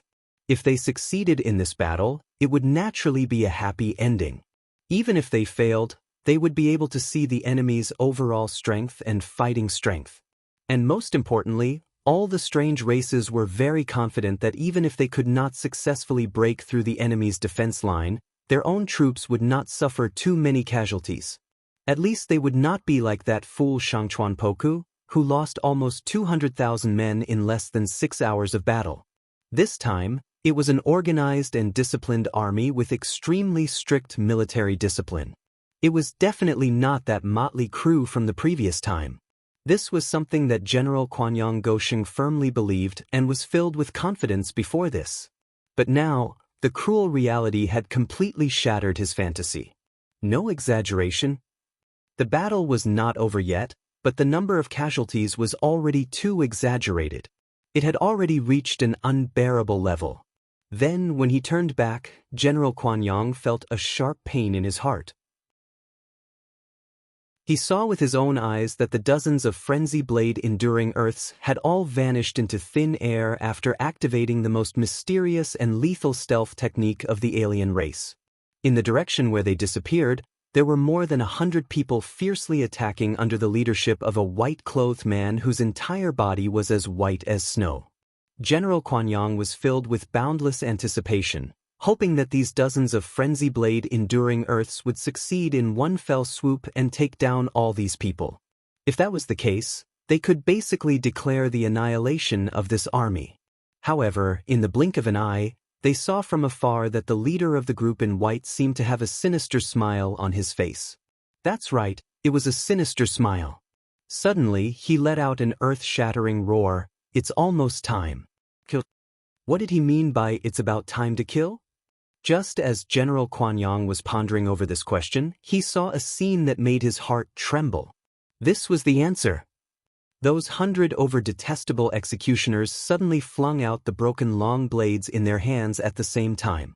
With a fanatical blade light, it was as if countless bolts of lightning had suddenly appeared in the night sky. And all the bolts of lightning were aimed at the empty space in front of them.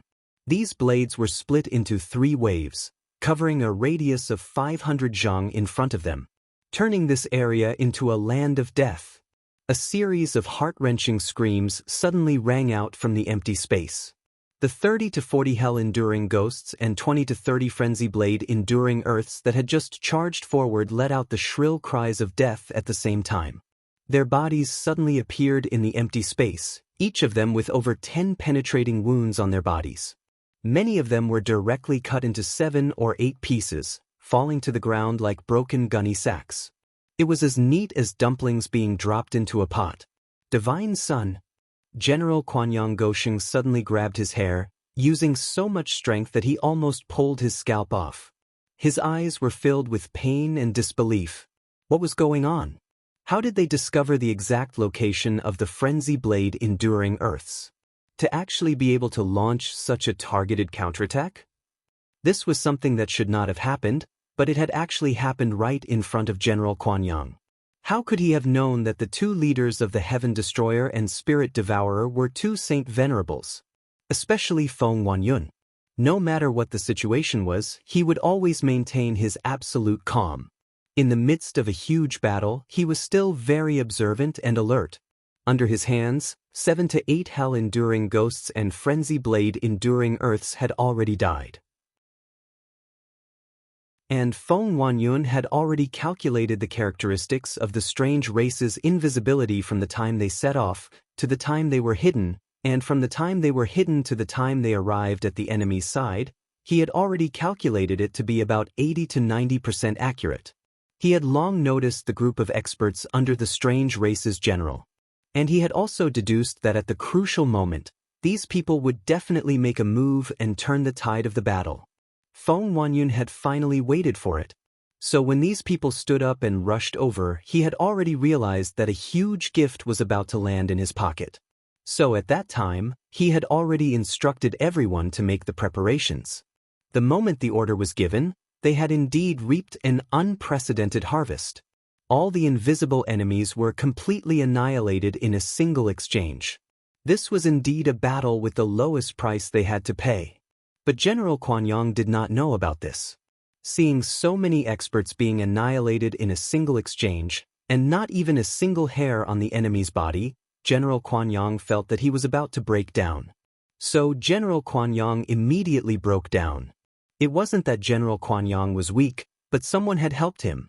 In the midst of his extreme shock, General Kuan-Yang suddenly felt a strange ripple in the air in front of him. A strange race's warrior suddenly appeared in front of him. From his appearance, he looked just like a child. General Kuan-Yang was bewildered for a moment. Is there such a small soldier in my army? But the next moment, his eyes widened. Because the two bodies of this small soldier had suddenly separated from each other. It seemed like they had become two people from the mainland, two children from the mainland. General Chuanyang's eyes instantly popped out. But it was already too late for him to react. He only felt a chill in his chest. A narrow long sword had already accurately pierced into the vital spot of his heart. On the other side, a similarly narrow sword had also accurately pierced into the other side's heart. Kuan-Yang Gosheng only had time to let out a final scream. Even now, he still could not believe that the other party could actually successfully assassinate him despite being surrounded by 50,000 soldiers.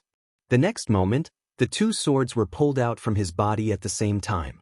With a casual wave of his hand, General Chuanyang's two heads flew up from his neck. The heads were already in the air, but General Kuan-Yang was still in his final thoughts. Why do I keep feeling that there's something wrong with the way these two people attacked?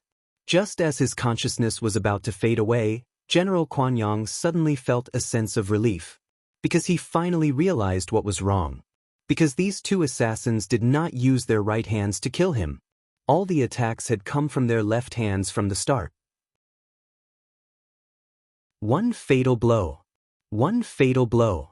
As a frenzy blade enduring Earth's, General Kuan-Yang Gosheng did not even have the slightest time to react. No wonder I felt that something was wrong. No wonder it felt so awkward. So I was killed by two left-handers. What a coincidence. Two left-handers just so coincidentally came together to kill me. Oh, right, they don't have right hands, General Chuanyang's consciousness completely disappeared. At this moment, the military officers beside him realized the huge change and screamed.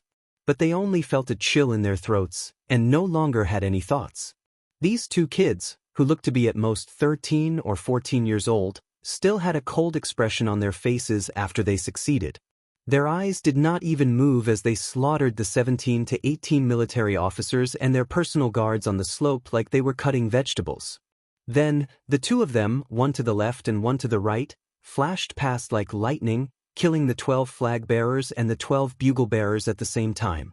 The temporary headquarters of the strange races finally fell into complete chaos. But by the time the experts rushed over to provide reinforcements, there was only a ground of corpses. Those two little figures had already disappeared like ghosts. Looking at the ground littered with corpses, everyone was dumbfounded. What kind of assassins were these?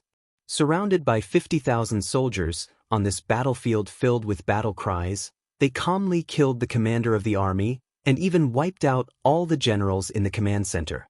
And they even had the time to kill the 12 bugle bearers and 12 flag bearers in the command center. Finally, they swaggered off. And they left without a sound. It was as if they had completely disappeared without a trace in the blink of an eye. They were humans after all. How could they move so freely among the Divine Sun tribesmen who were all conjoined heads without being discovered? Could it be that these two assassins also know the stealth kill technique of our Divine Sun race? This is really the Divine Sun. When all the surrounding soldiers regained their senses, they looked at the ground of corpses behind them and broke out in cold sweat. These generals were at least hell enduring Gosa. But under the hands of these two assassins, they didn't even have the chance to conceal themselves before they were all killed. Immediately, an extreme fear surged in everyone's hearts. Everyone felt a chill on their necks, as if those two deadly narrow swords were wandering around their necks at this very moment. DK.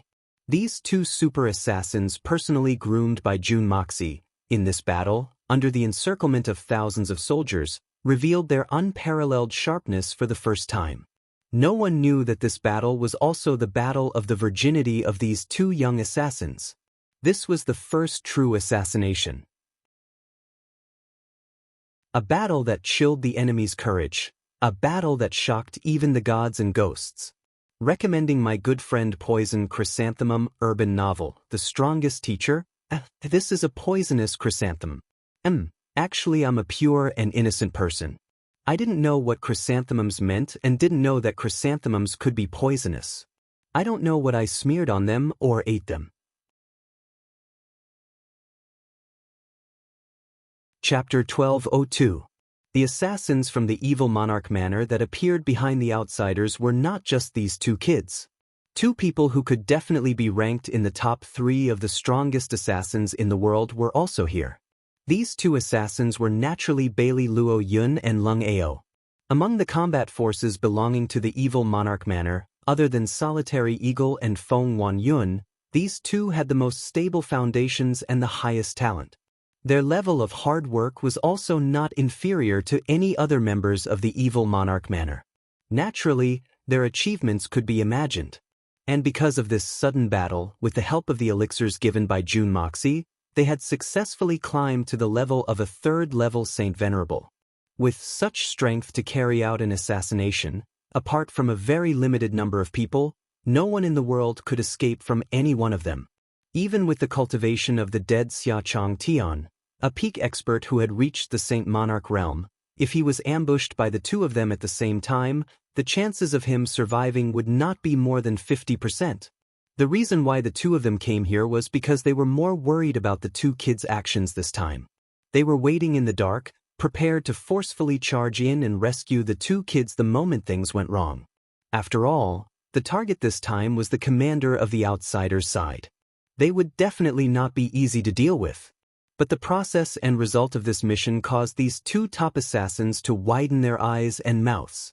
In the blink of an eye, those two little fellows had actually completed this top-notch assassination mission perfectly and almost flawlessly.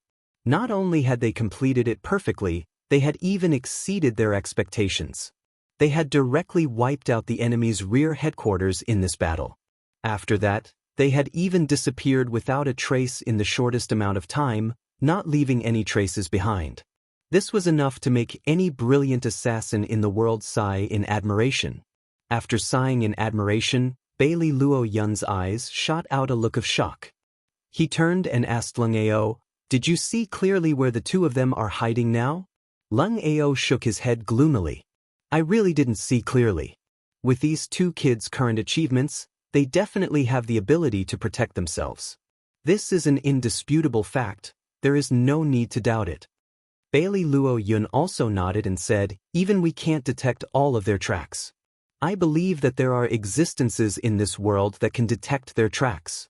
Even if there are still some, there won't be too many of them." The two assassins looked at each other again and saw the frustration and surprise in each other's eyes.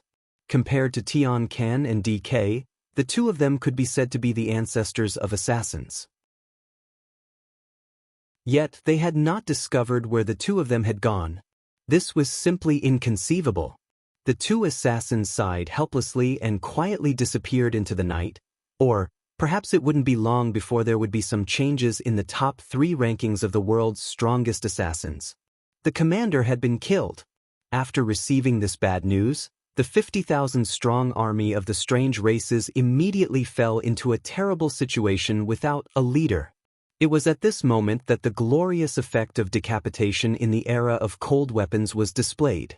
The main force of the non-humankind was still moving according to the orders they had received.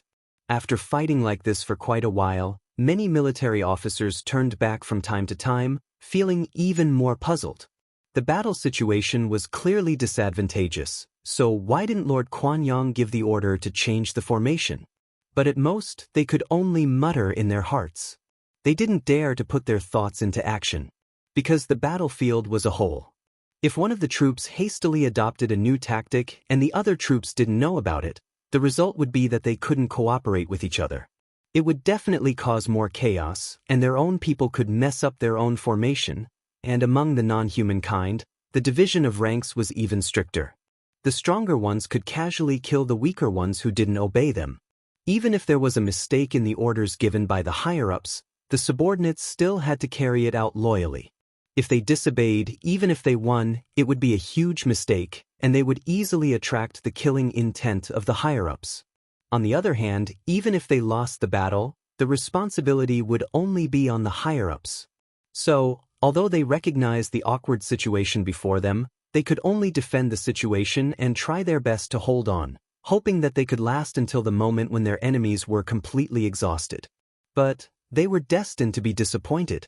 After such a long and intense battle, not only did the 300 Heaven Destroyer and Spirit Devourer troops not show any signs of exhaustion, they even became even more ferocious. In fact, the originally scattered and separated parts had even gathered together once again. Especially with the two leaders, Solitary Eagle and Feng Wanyan, leading the charge. The two Saint Venerables were invincible existences on this battlefield. Very quickly, the Heaven Destroyer and Spirit Devourer troops that had already fallen into a state of fighting on their own were gathered together once again. Like a snowball, it became bigger and bigger, finally turning into two whistling hurricanes. They continued to roll forward. As for Earthcracker and his 3,000 fierce tigers, they were like a raging flood dragon in the middle. At the same time, a total of 2,400 people formed 24 small troops also charged in from 24 directions. Along the way, blood splattered everywhere. These 24 small troops had never imagined that this operation would be so easy. The enemy's resistance was actually so weak, and the other party didn't even have any effective resistance. The most direct feeling was that the situation in front of them was not a battle between two armies, but a well-trained army against a group of complete and utter mobs. Even though there was a huge difference in the number of people on both sides, it was still a one-sided massacre. When a group of tigers faced a flock of sheep that outnumbered them by 100 times, would the tigers be afraid? The answer was a definite no. The tigers would not hesitate to devour the sheep. Even if the sheep wanted to resist, they would be powerless and could only struggle in vain. The 24 small troops weaved in and out. The Heaven Destroyer and Spirit Devourer troops charged forward, and the 3,000 Tiger Tribe soldiers were also in the center. With this as the starting point, they spread out in all directions. This frontline battle between two continents with such a huge disparity in numbers had actually turned into a one-sided massacre. But it was precisely in this chaotic situation that the strange race's army, which had been reduced from 50,000 to only 20,000, still fought to the death without retreating. As the battle escalated, the eyes of all the outsiders turned bloodshot. They raised their long blades and charged forward like fiends. Even though they knew that charging forward meant death, they still stepped on the corpses of their comrades and charged forward fearlessly. Batch after batch, one after another, without end. From start to end, not a single person retreated.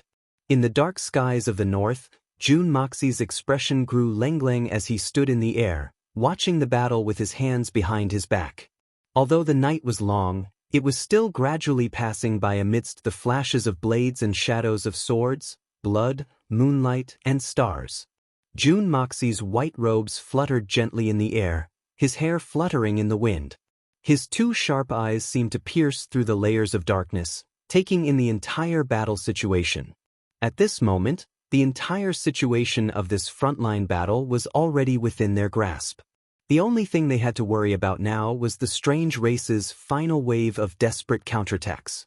In other words, when the strange races knew that they were in a desperate situation, knowing that they could not avoid death, they would use the final battle tactic, a collective charge, or an individual self-detonation to launch a desperate counterattack. If his troops were to be injured in the end, Jun Moxie believed that with just these strange races' troops, other than self-detonation, there was no other way to deal with them. It did not exist at all. All of a sudden, Jun Moxie seemed to have sensed something. Raising his head, a pair of sharp eyes pierced through the battlefield, piercing through the night sky. It was as if two shooting stars had suddenly appeared in the night sky, landing right at the back of the outsider's army. At this moment, Jun Moxie's cold eyes were even sharper, as if an ancient demon had raised two heavenly swords and appeared in the dense night sky. In the distance where he was looking, there were also clothes fluttering in the night sky. Sasho Kitajima and a dozen other strange races experts also stood in the void, watching this tragic battle with rapt attention. Looking at the situation, they seemed to have just arrived. All of a sudden, Jun Mosie's cold gaze pierced through the night sky and arrived before them. Sasho Kitajima's heart immediately sensed it, and he clearly felt an inexplicable chill run down his spine. He could not help but look up. There were a total of 4 gazes from 2 great experts in the world, meeting in mid-air, intertwining fiercely. The invisible and intangible gazes actually burst forth with extremely bright electric light. This different kind of confrontation between the gazes, the light that was emitted from the contact, actually transformed into a tangible color. Almost everyone on the battlefield who was fighting instantly sensed this shocking change. Although most of them could not see what exactly happened, they still felt a clear and domineering feeling, as if the 9 heavens' thunder was about to fall. At the moment when the 2 gazes met, Sasho Kitajima felt an indescribable piercing pain in his eyes, and his mind actually produced a subtle feeling that was close to being lost. His back immediately broke out in cold sweat. Following that, he suddenly turned his head, this time with such force that his neck bones let out a kacha sound, and only then did he finally get rid of the entanglement from Jun Moxie's gaze. At this moment, Sasho Kitajima only felt as if his head had been ruthlessly hit by a stick, and this kind of pain even penetrated deep into his brain. His brain juice all over his head had turned into paste under this blow, and he was actually in a daze. Sasho Kitajima once again shook his head forcefully, and only then did he barely recover. Even so, he still felt a little dizzy, and there was a strong nauseating feeling in his throat that made him want to vomit. He could not help but be shocked. This exchange of gazes could be said to be a pure confrontation on the spiritual level. However, the dignified number 1 expert of the strange races, Sasho Kitajima, was actually at a complete disadvantage in this exchange of gazes. Facing Jun Moxie's thunderous gaze, he actually did not have any strength to retaliate. At this moment, the distance between the 2 of them was more than 50 li across the entire battlefield. However, even at such a distance, Sasho Kitajima was still injured by Jun Moxie's gaze. Chapter 1203. Lord Chuangshang, what's wrong with you? Did something happen? A strange race man with a face full of beard like a chimpanzee looked at Sasho Kitajima with concern. Oh sun god above, the other party actually has such a powerful unparalleled expert. Only now did Chuangshang Beidao get rid of that suffocating feeling in his chest. He said in a solemn voice.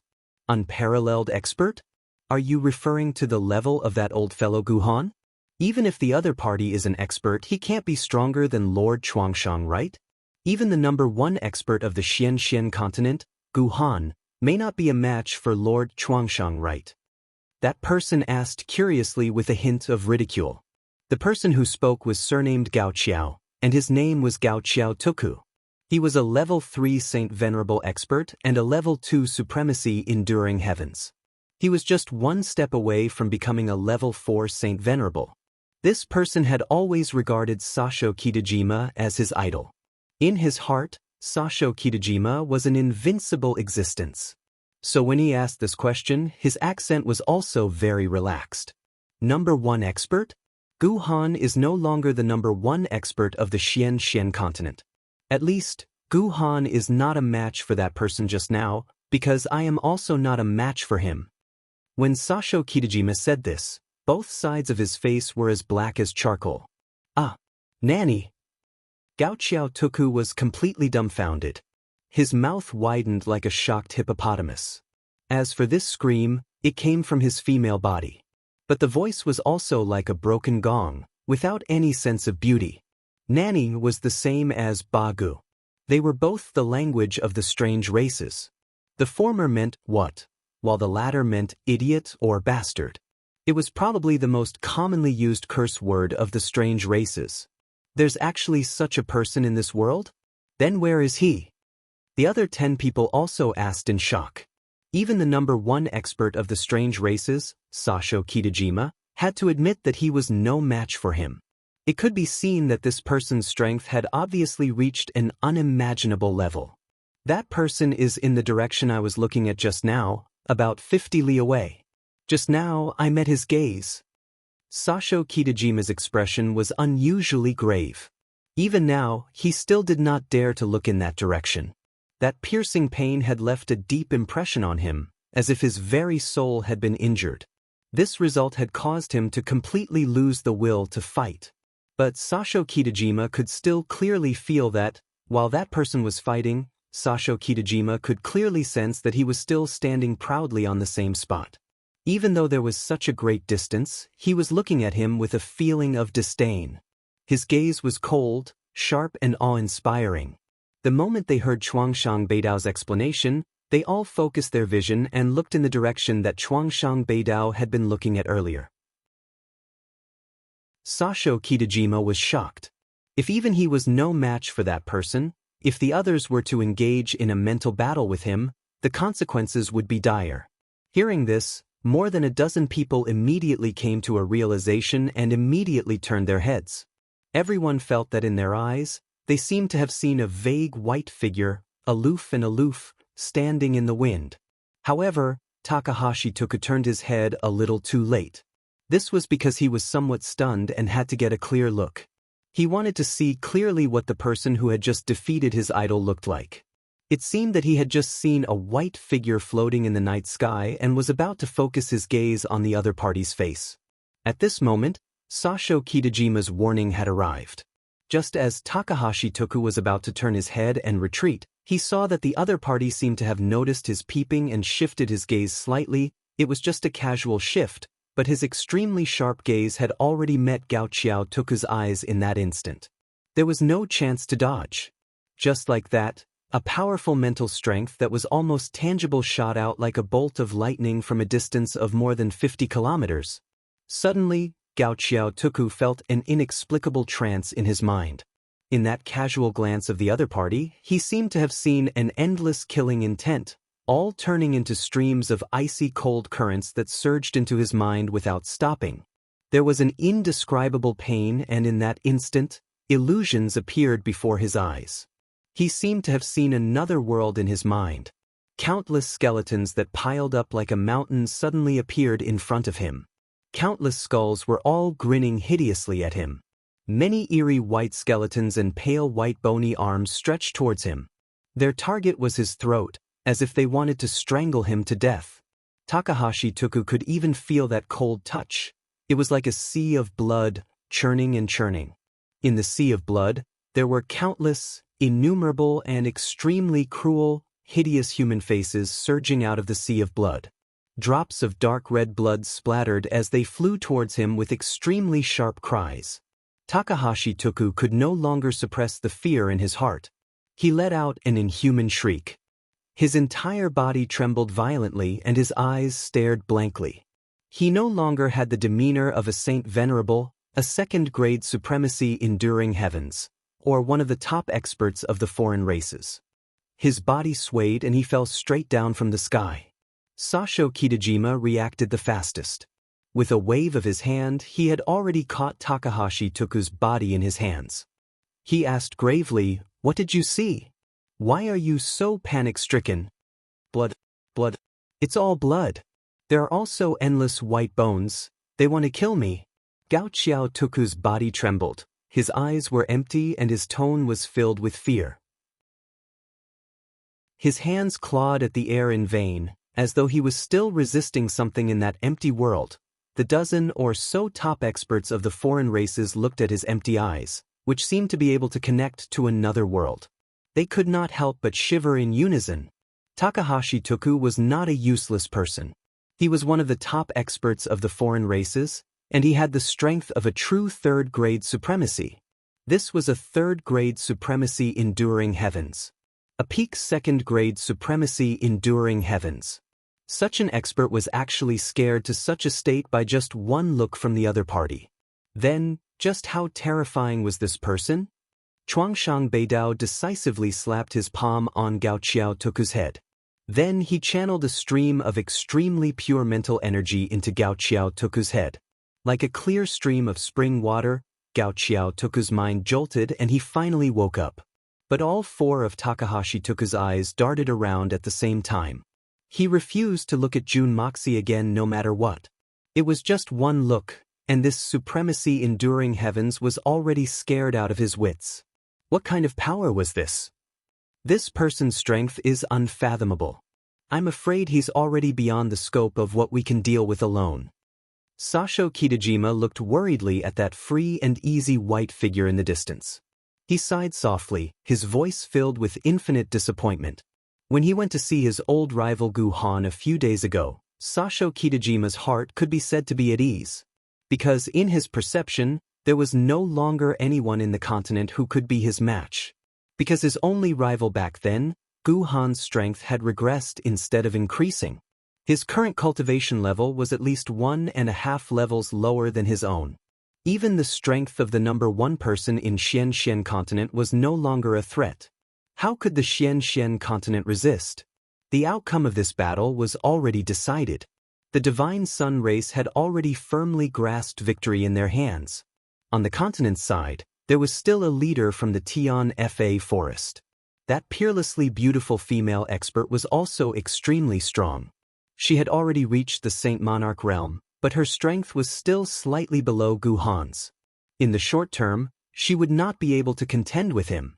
Another important discovery was that the two Saint Monarchs who had been guarding the Pillar of Heaven's mountains for a long time, Xia Chang Tian and Ji Bowen, had actually disappeared without a trace. The so-called disappearance was not equivalent to hiding their tracks or not appearing at this place. It was a kind of intuition between experts. Xia Chang Tian and Ji Bowen might have disappeared for some special reason. So in terms of the strength of both sides, the strange races were confident that they had the absolute upper hand. Their own side also had the absolute advantage in terms of military strength. There was no reason for them to lose this battle. In summary, Sasho Kitajima was filled with confidence for this battle. But Sasho Kitajima never expected that in just a single day his dreams would come to nothing. A heaven-defying super expert had actually appeared on the continent's side. The appearance of this person might not be able to turn the tides of the battle, but it had caused the battle to move in an unknown direction. The existence of this person had completely ruined the strange race's plans. If the Divine Sun were to forcefully attack, they would have to gather all 6 Saint Monarchs, including himself, to surround and attack this person. They would even have to be prepared to perish together with this person in order to have a chance of killing this person. But even if they were prepared to make such a sacrifice, it was still only a possibility. The final outcome was completely uncertain. Sasho Kitajima's heart was filled with a bitter taste. But he did not know that there were still some areas where his estimation was wrong. In some areas, he had overestimated Jun Moxie. But on the other hand, he had also underestimated Jun Moxie. Jun Moxie's current cultivation level was about the same as Sasho Kitajima's, or even slightly inferior. But Jun Moxie's mental strength had always been stronger than his cultivation. And with the Hongjun Pagoda, a super cheating device that could assist him at any time, anywhere, Jun Dashao's mental strength had already reached a level where he could defeat Zhan Luanhui. Most importantly, Jun Mo Xie had brought the murderous aura of his previous life with him. Therefore, his gaze was so sharp that it seemed as if it could pierce through the blue dome of heaven. The level of martial artists in his previous life was not as high as in this world. But don't forget that the evil monarch of his previous life was the publicly acknowledged king of assassins. How could the killing intent of a king that had been formed from standing at the peak for a long time be comparable to ordinary killing intent? A marquis might not be able to compare to a large country in terms of military strength, but his aura was comparable to a monarch of a large country. This was the lofty bearing that could be brought about by being in a high position in a small world that no one could reach. As for Junimosye, he had directly brought this lofty aura that looked down on all living things and stood above the common people of the world. Even if he was nothing, but with this killing intent, he was still a king. Even if he only had a 9th level Xianqi, but when this killing intent appeared, he was still the evil monarch. Chapter 1204. Therefore, in terms of martial power, Sasho Kitajima had overestimated Jun Moxie. He had been frightened by Jun Moxie's terrifyingly strong mental strength. But from another perspective, he had underestimated Jun Moxie's overall strength. Not to mention the encirclement of 6 Saint Monarchs, even if Junimosye was surrounded by 6 Saint Monarchs, as long as it wasn't a sneak attack and wasn't fatal, he would still be able to escape unscathed. And to sneak an attack on Jun Moxie, this was something that was infinitely impossible. Sasho Kitajima's heart skipped a beat and he cursed inwardly. What he had just said was the truth, but saying it at this critical juncture would undoubtedly destabilize the morale of the army. It might even cause their morale to completely collapse. Just as he was about to say a few words to motivate everyone, he suddenly felt a faint fluctuation of the opponent's aura in the distant north, as though it was greeting him. Sasho Kitajima didn't dare to be negligent.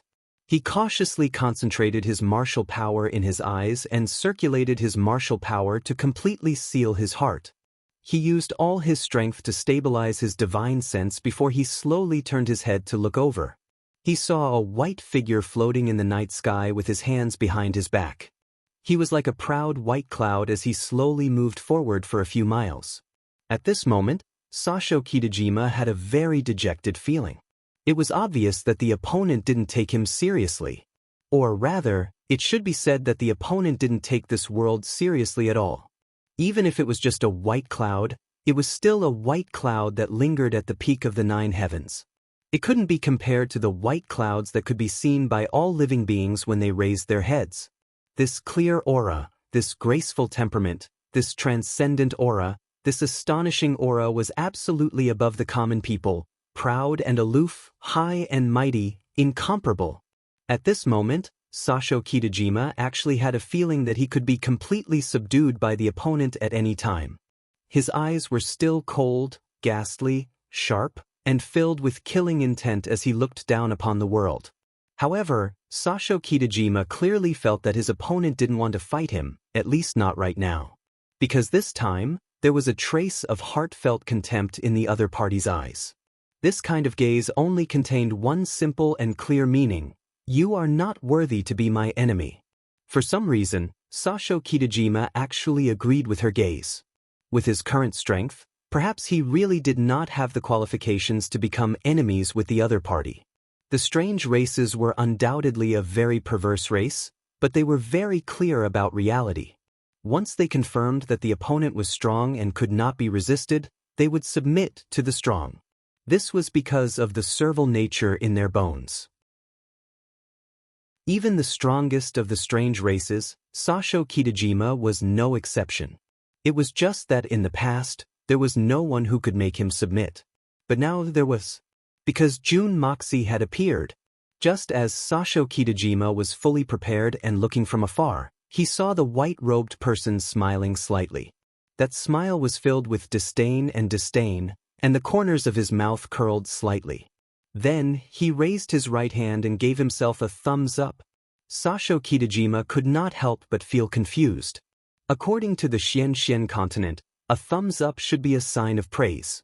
Why would the other party? Just as he was thinking, he saw the other party's hand turn over, and his thumb pointed downwards, perpendicular to the ground. He even pressed it twice. The meaning was very simple. In my eyes, this is what you are. If I want to kill you, it will not be any more difficult than crushing an ant. Following that, June Monsieur raised his head slightly and raised his chin. With a proud, disdainful, provocative, and even disdainful expression, he looked at Chuangshang Beidao from the corner of his eyes with a lofty and condescending attitude. Extreme disdain. Sasho Kitajima only felt a surge of anger in his heart. He was so angry that he almost spat out a mouthful of blood. This bastard! He specially used his spirit sense to greet me, and it was actually to humiliate me. Sasho Kitajima felt as though he was about to suffer internal injuries. Even if you are a top expert, you cannot humiliate me like this. This was a direct and undisguised humiliation. Although the other party did not say a single word from start to end, he had clearly expressed what he wanted to say and the meaning he wanted to express in such a simple and direct manner. It was not only Sasho Kitajima. The 13 top experts of the strange races were all angered to death by Jun Moxi's actions at the same time. Sasho Kitajima took in a deep breath. He used so much strength that he practically sucked in all the air in this space into his lungs, forming a vacuum in front of him. Fortunately, the surrounding strange races were all experts. Otherwise, the lack of oxygen would very likely cause him to suffocate to death. Sasho Kitajima had no choice but to pant heavily. He was afraid that he would not be able to control his temper and attack the other party. In front of such an expert, if he lost control of his mind due to anger, it would be no different from seeking death. Even if he had thousands of Saint Monarchs protecting him, the other party could still kill him the moment he lost control of his mind. Therefore, before Sasho Kitajima wanted to say or do anything, he first had to completely calm his emotions. But just as he forced himself to calm down and was about to speak, he realized that the other party had suddenly waved his hand and disappeared. Just like that, he disappeared in such a strange and abrupt manner. What is this? What kind of explanation is this? He did not even give me a chance to speak? What kind of contempt is this? Does he mean to say that I don't even have the qualifications to speak to him as an equal? No. He doesn't even need to speak as an equal. He only needs to say a sentence. I don't even have the chance to? Is this not enough? Sasho Kitajima was so angry that he could see stars. His eyes were almost popping out of their sockets, and his chest was heaving up and down violently. It was as violent as a bellow. This is too much. This was simply going too far. From the start to the end, the other party did not say a single word, but the effect was much better than speaking. Sasho Kitajima's entire body was shrouded in black mist, and his eyes were blood red. It was obvious that he was on the verge of exploding because of his excessive anger. The other 12 experts were as silent as cicadas in winter. They did not even dare to breathe loudly, and did not even dare to look at him. Under such circumstances, no matter who it was, as long as they opened their mouth, they would immediately become Sasho Kitajima's punching bag. This was a fact that was set in stone. No one was willing to use their hot face to stick to the other party's cold buttocks, and they were even more unwilling to eat a hot fart. Moreover, it was the kind of super hot fart that could kill someone. In the silent night sky, only the sound of Sasho Kitajima's hurried breathing could be heard. After a long time, he finally let out a long breath and completely calmed down. Sasho Kitajima actually laughed out loud. Although his laughter was dry, it was still a laugh. There's no other way. The other party's strength is far above mine. Even if it's an obvious humiliation, I can only do this. I can only accept it unconditionally. In fact, if our strength is higher than the other party, and we can reach the same height as that person, then the one who will be humiliated at this moment will be the other party. The strong is king, and the bigger the fist is the truth. This is the greatest truth in this world. Although he said that, but everyone could clearly hear the disappointment and frustration in Sasho Kitajima's voice. He had been the #1 expert of the strange races for thousands of years. When had he ever been looked down upon and humiliated like this? Boss is wise and mighty, we can't wait. The 12 people said in unison. Originally, when they were bootlicking boss, there were the words unparalleled martial arts. In total, it should be boss is wise and mighty, we can't wait. But if anyone mentioned the words unparalleled martial arts now, boss would probably use his own body to conquer the world. Sasho Kitajima let out another deep sigh. Then, he turned his gaze back to the battlefield below. He did not say a word for a long time. The blow that Jun Moxie gave him this time was indeed a little too heavy. Looks like these 50,000 troops are destined to be annihilated by the other party, a tall and skinny person said carefully. And the so-called tall and skinny person was only in comparison. With their special body shape, no matter what, even if they were 3 meters tall, they could not be considered tall and skinny. However, compared to his companions, this foreign being could definitely be considered to be slim. Or even graceful. Of course, he still could not be said to be a lady. Annihilation is also their mission. As warriors of the Divine Sun, dying on the battlefield is their greatest honor. Sasho Kitajima's face was still a little flushed. Guhan did not come out, so we can't use our backup plan at all. The army cannot move, so these 50,000 troops can only be used as a touchstone. What does the sacrifice of these 50,000 people count for? What I really mind is that we have almost 10 times the enemy's strength, but we have caused almost 0 losses to the enemy. Even if the enemy's cultivation is high and their battle strength is stronger, this result is too unbelievable. About 100 li behind where they were standing, the great army of the outsiders covered the sky and covered the sun. The silent camp stretched for hundreds of li, like a huge dragon in the middle of the nights. That's right, the battle strength of these few troops is really too strong. The tall and skinny alien race man smacked his lips and said, especially those 300 people who charged at the very beginning. In my thousands of years of experience, this is the first time I've seen an army made up of such experts. This tall and skinny man's name was Ishikawa Dingman. Don't look at his extremely wretched appearance, as if his parents had died and his parents had remarried. However, this person's strength was extremely high, and he was one of the 6 great saint monarchs of the strange races. Although he was ranked last, he was not to be underestimated. And the best thing about him was that he did not meet Jun Moxie face to face, and did not report his name. Otherwise, this evil monarch would definitely call him stone-piercing Phoenix Gate. Indeed, such a strong army, even I have not seen in my life. Sasho Kitajima said seriously. If I did not guess wrongly, these people must be the subordinates of that person just now. Only such a strong person is worthy of having such subordinates. Chapter 1205. Sasho Kitajima slowly turned around and said with a heavy expression, "Your focus is still slightly off. You only saw their individual battle prowess, but did not pay attention to their close coordination with each other. The coordination of these 300 people can be said to have reached a flawless level.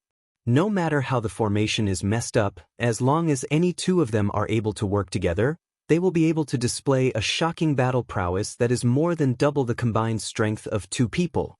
2 people, 3 people, 4 people, all the way up to a few hundred people working together, all of them are extremely exquisite." As he said this, everyone finally noticed this point.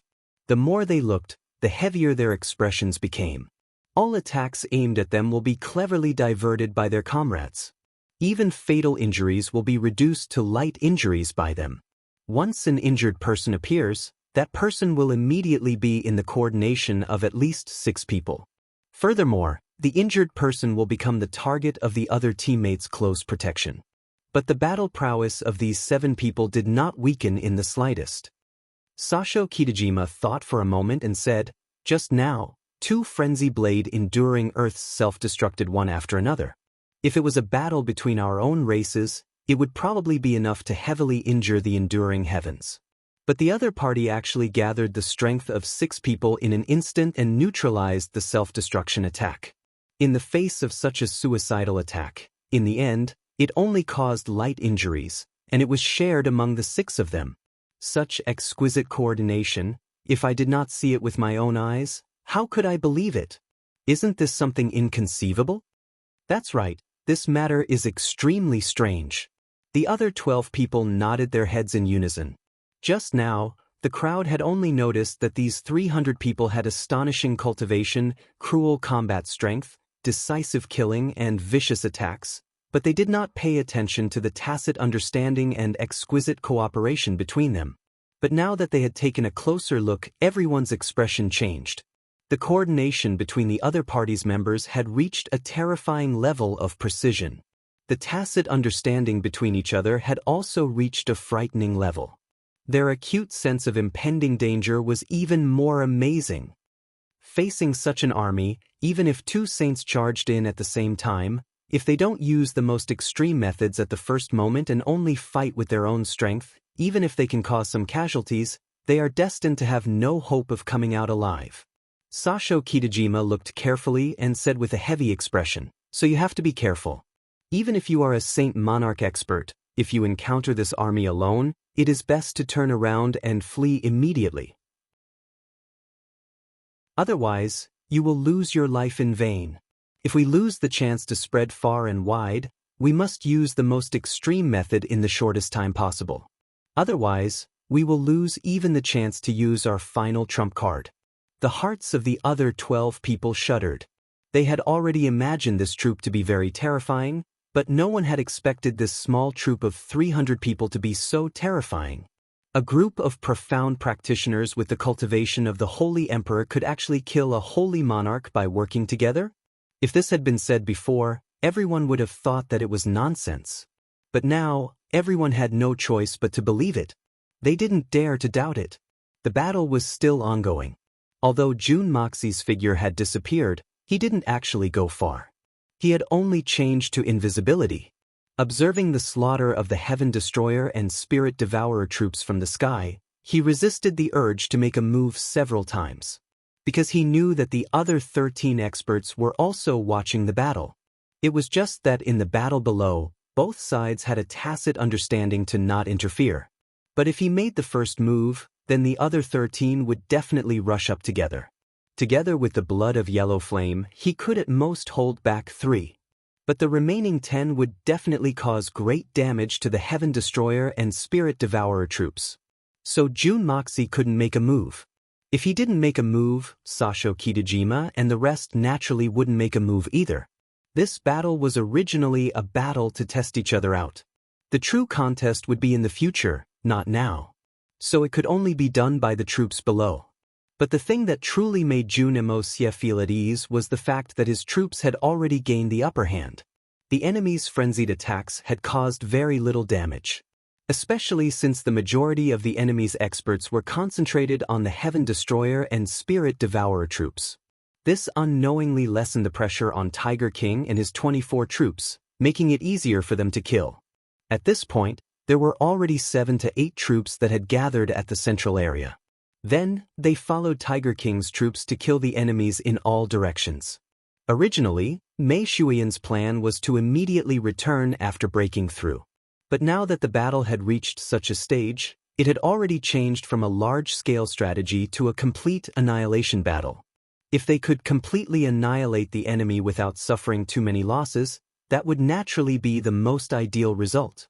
When Mei Shuiyan had made the arrangements, no one, including everyone else, had expected the final result of this battle to be like this. Facing an enemy 10 times their number, the final result was actually to completely annihilate the enemy, and more than half of the enemies had been taken care of by the 300 Heaven Destroyer and Spirit Devourer troops. This kind of result was truly shocking. As the battle neared its end, the sounds of explosions rang out one after another. Those were the hell-enduring ghosts and above experts of the strange races who had self-destructed in their despair, using their own bodies as the final weapon to kill the enemy.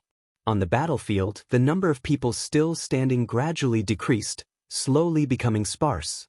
But the strange race's troops still did not retreat a single step. They continued to charge forward. Even though there were only a few thousand left of the 50,000-strong army, they still continued to charge forward. Wave after wave. By the time this battle ended, the sky was already starting to brighten.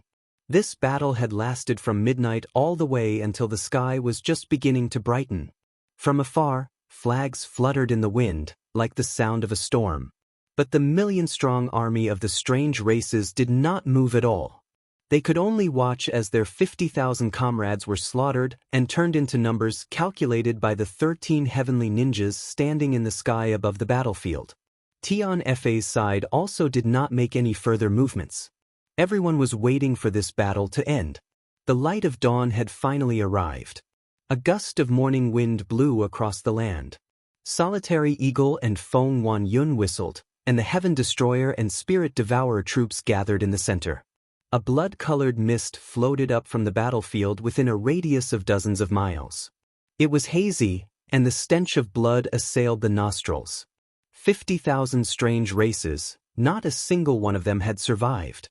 In the sky, Sasho Kitajima and the rest retreated silently. The experts who were watching this battle from the sky were not only Jun Moxie and the 13 enduring heavens from the strange races. There was another super expert.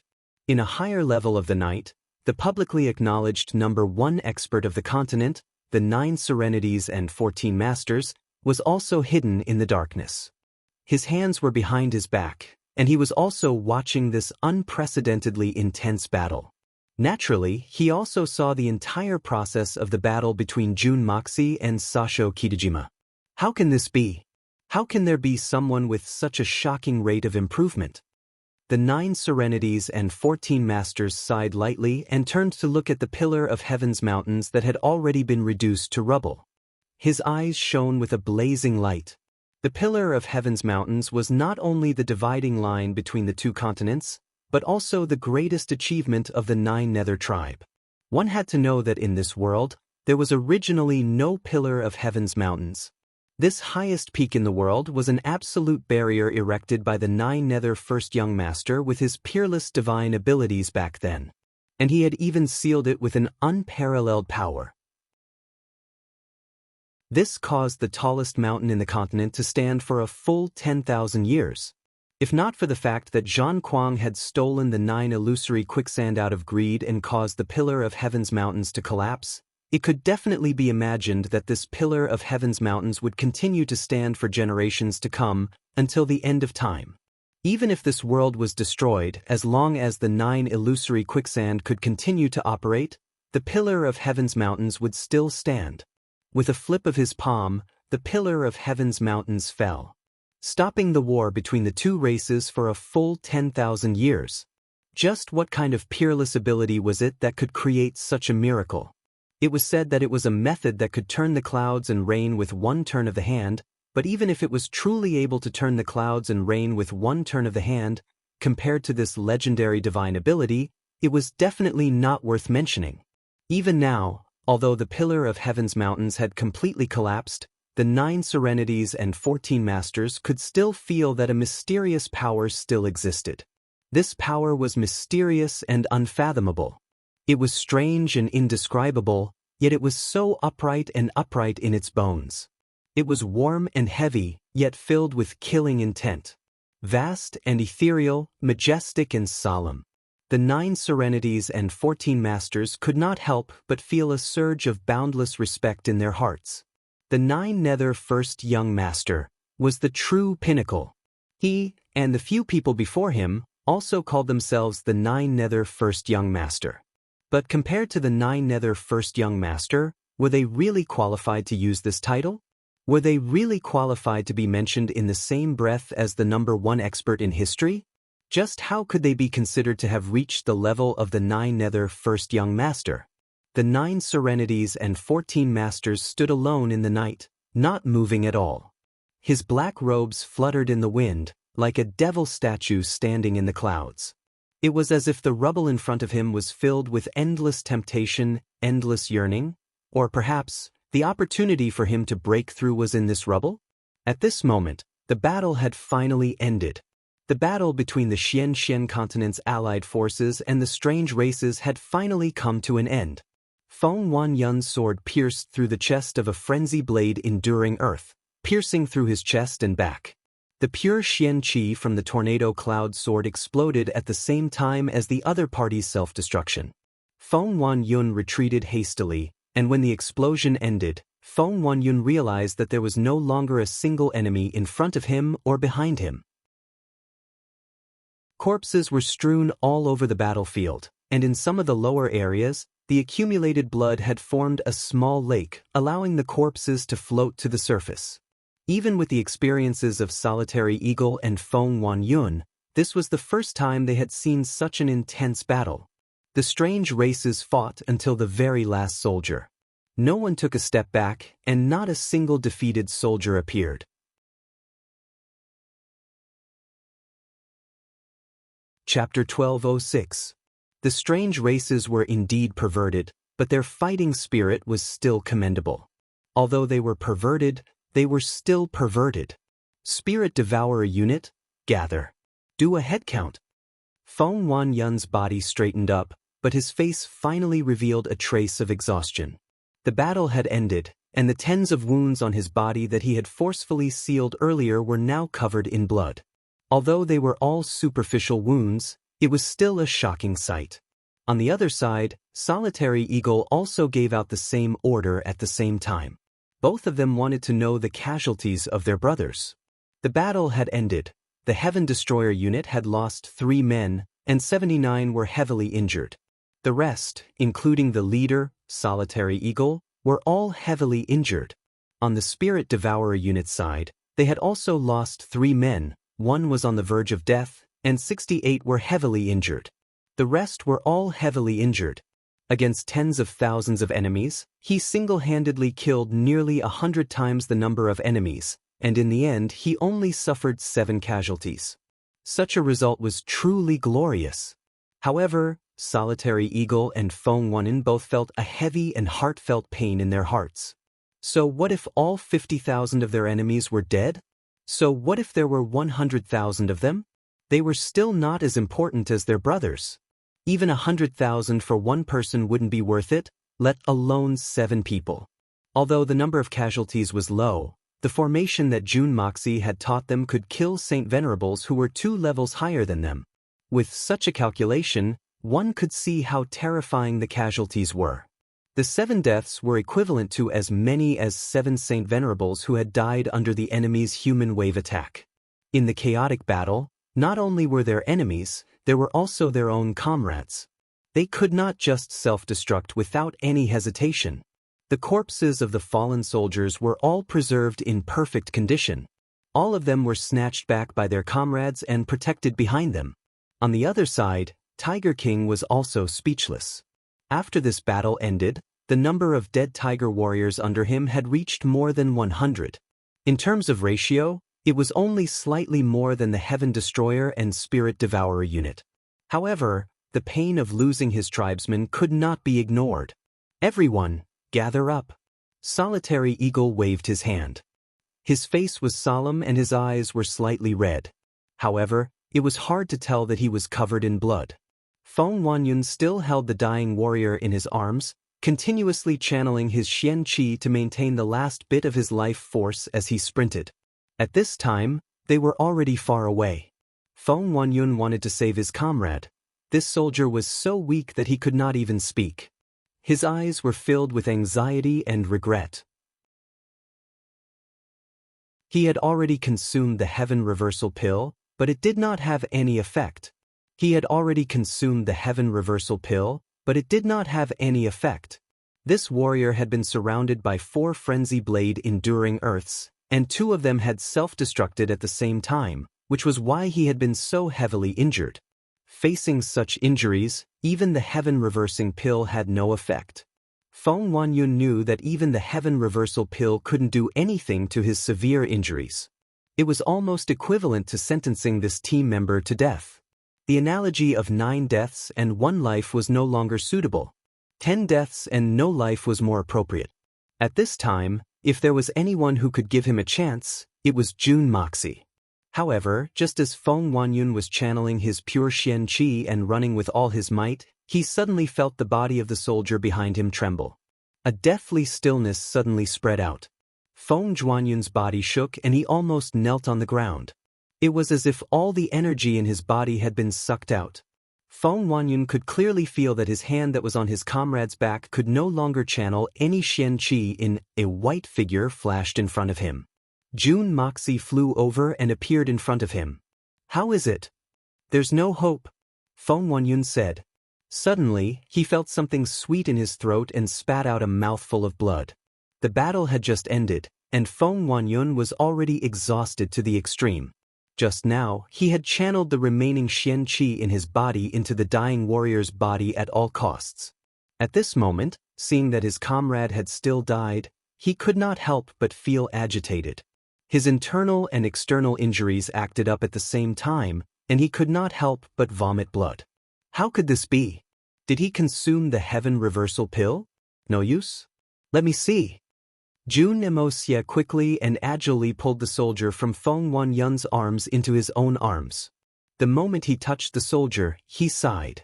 Although there was still some warmth in the soldier's body, his internal organs had all turned into dust. Even his dantian had been destroyed. There was no way to treat such an injury. Even though the heaven reversal pill had the miraculous effects of heaven and earth, it was only effective on the living. It was not an elixir that could bring the dead back to life.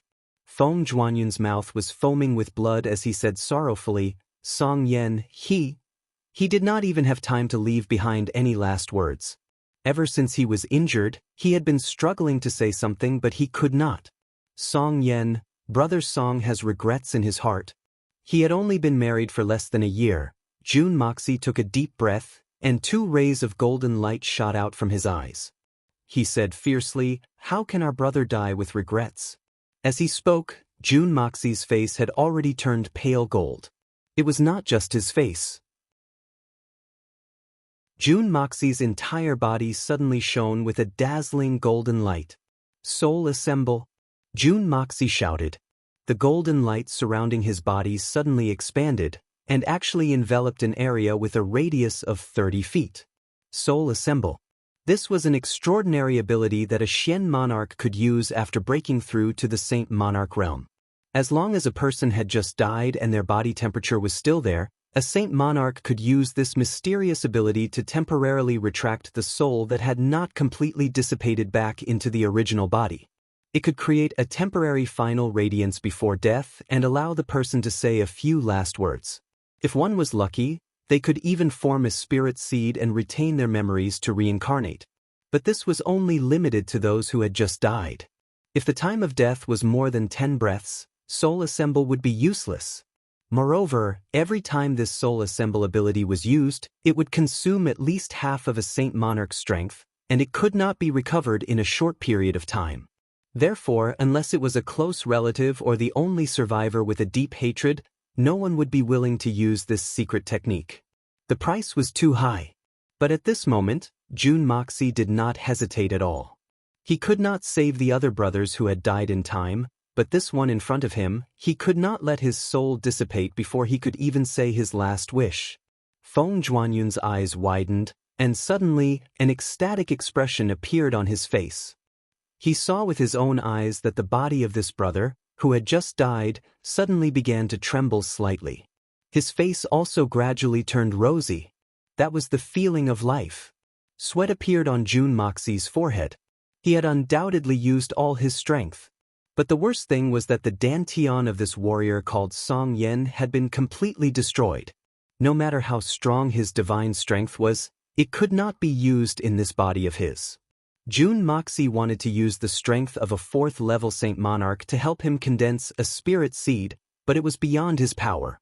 A red light flashed in Jun Moxie's golden eyes. He had activated the power of the Hongjun Pagoda to support him. With a soft groan, the soldier finally opened his eyes again. He looked at Jun Emosie's sweaty face above him, and his eyes revealed an indescribable feeling of gratitude. He seemed to understand that he did not have much time left, and struggled with all his might. His lips wriggled as he said with all his might, Third young master. Please tell my wife, while she's young, before he could finish his sentence, his head tilted to the side, and he stopped breathing. But this time, there was really no way to save the situation. Jun Emosia exerted all his strength to the limit, but he was only able to say this one sentence.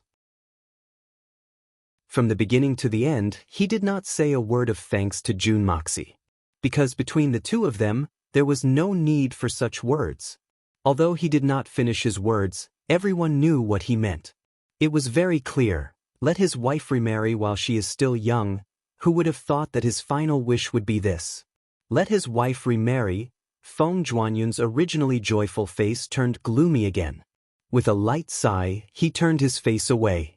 Jun Moxie sighed deeply, and his golden face suddenly shone with a holy white light. In an instant, a small figure slowly emerged from the top of the head of the soldier named Song Yen. It was at most the size of a fist, but it had a head, hands, limbs, and facial features. However, this small figure was completely composed of dense fog. At this moment, the faint but clear face was filled with deep fear. In the wind, it showed signs of dissipating. With a flip of his hand, a jade box appeared in Jun Moxie's hand. With a wave of his hand, the small figure had already entered the small jade box. Then, with a flip of his hand, the jade box disappeared again. This jade box was completely made from heaven and earth spirit veins. It was enough to protect this warrior's spirit seed.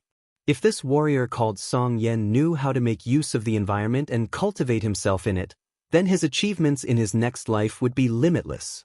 It could be said that Jun Moxie had done his best for his subordinates. In fact, no one in the world could do it better than him. After the war, when everything settles down, I will personally find the best choice for you to reincarnate. Jun Moxie said softly, as for your wife and family, me and my brothers will naturally take good care of them. You don't have to worry. If she has the intention to remarry, we will be happy to see it happen. We can also guarantee that there will be no rumors. Feng Wanyun and the rest bowed solemnly to the corpse of the warrior on the ground. Even those who were heavily injured struggled to get up and bid their final farewell to their brothers. Everyone's eyes were filled with a deep sense of reluctance and loss. Even if the spirit seed grew up 20 years later, it would no longer be called Song Yen, nor would it be a warrior of the Heaven Destroyer and Spirit Devourer army. Chapter 1207. When they returned to the camp, Mei Shuoyin and the rest were already waiting at the entrance to welcome them. An unprecedented victory. While everyone was excited about the victory, they also felt a little sad. Furthermore, from this battle, they saw the valiance of the foreign race's army. Especially their determination to fight to the death, it made everyone's heart heavy. Needless to say, if such a foreign race army really entered the mainland, then they would definitely not be a match for the normal armies of the various countries. When they faced the normal soldiers of the mainland, they would definitely cause the same effect as when the Heaven Destroyer and Spirit Devourer army faced them, or even worse. It was like the difference between heaven and earth, and there was no way to make up for it. And based on the number of the foreign race's army they had, there were at least over 1 million of them. Such a powerful army, the disaster they could cause was immeasurable. And now, the best way to deal with it was to permanently block them here, not letting them take a single step forward. But how could they stop them? The only effective way was to kill them all, kill them all. That night, the bugle sounded for an entire night. On the side of the outsiders, millions of troops marched out at the same time. Only when they were 100 miles away from the collapsed pillar of heaven's mountains did they stop their advance. They have the absolute advantage in terms of numbers, and their fighting spirit is so strong. Why aren't they attacking now? Gu Han looked at the seemingly endless sea of foreign races' army and couldn't help but suck in a breath of cold air, feeling his scalp go numb. But in his heart, a new question arose. Such a military force, such fighting spirit, why aren't they attacking? Why aren't they attacking? But what's the point of just standing there like that? Everyone in the tent was confused about this point. Even young Master Jun was scratching his head in confusion at this moment. He couldn't figure out what these fellows were planning to do. But he didn't know that the cause of this strange incident was him. It was precisely because Jun Moxie had put on a little bit of a show earlier that his incomparably powerful spirit sense had truly frightened Chuangshang Beidao, causing him to completely lose the confidence he had in his victory. Right now, Sasho Kitajima had a very clear conclusion in his heart. If he wanted to conquer the entire Xian continent, he had to kill that peerless expert as soon as possible. If this person didn't die, the continent would never be at peace. Although he had made up his mind, it was difficult to carry it out. With Sasho Kitajima's strength, there was no way he could do anything to Jun Moxie. More importantly, he had already lost the confidence to defeat and kill Jun Moxie. In a duel between experts, confidence was the key to victory. Sasho Kitajima did not even have the most basic confidence. Naturally, he was at his wit's end. If Sasho Kitajima, the #1 expert of the mutated race, didn't have the confidence to deal with Jun Moxie, would the mutated race have the ability to deal with Jun Dashao? The answer was a definite yes. At this moment, Sasho Kitajima was not guarding the main camp. He was rushing south with all his might to call for reinforcements. To call for reinforcements that could deal with that peerless expert. With Sasho Kitajima's leg strength, coupled with the fact that he was rushing with all his might, his speed was like a hurricane. In less than 4 hours, he had already arrived at the foot of a mountain a few thousand li away from the battlefield. This mountain was shrouded in clouds and mist. In the territory of the Divine Sun, it could be said to be a rare and beautiful mountain. But this mountain was exceptionally quiet. Such a rare and excellent place to rest, but the mutated race actually did not choose to settle down here. Sasho Kitajima followed a winding path up the mountain. Sasho Kitajima had just reached halfway up the mountain when a voice floated down. Beidao, this old man has already told you many times. The three of us cannot participate in the war for seizing the heavens. Why are you here today? When Sasho Kitajima heard this, he immediately prostrated himself on the ground. Not only did he place his hands on the ground, he even placed his forehead on the ground. He said respectfully, if there were no major changes to the future of our race, Beidao would not dare to disturb the cultivation of the three great existences. Right now, a peerless expert that we are unable to deal with has appeared. This time, we have no choice but to pay a visit. I hope that the three great existences can forgive us. An enemy that you are unable to deal with? That voice said indifferently. How strong is he? Is it the #1 expert of the mystic Xian continent, Gu Han, who has broken through to the 4th level of the Saint Monarch realm? Although his voice was indifferent, there was a trace of seriousness in it. In the entire Divine Sun, apart from the three of them, Sasho Kitajima was publicly acknowledged as the #1 expert of the mutated race. If even he had to say such words, it was clear that his confidence had crumbled and he did not have the confidence to deal with the other party. It seemed like the opponent they had met this time was indeed not to be underestimated. And an expert that could cause Sasho Kitajima to lose all his confidence was naturally an expert above the Saint Monarch realm. Although the mystic Xian continent also had such experts, they were few in number.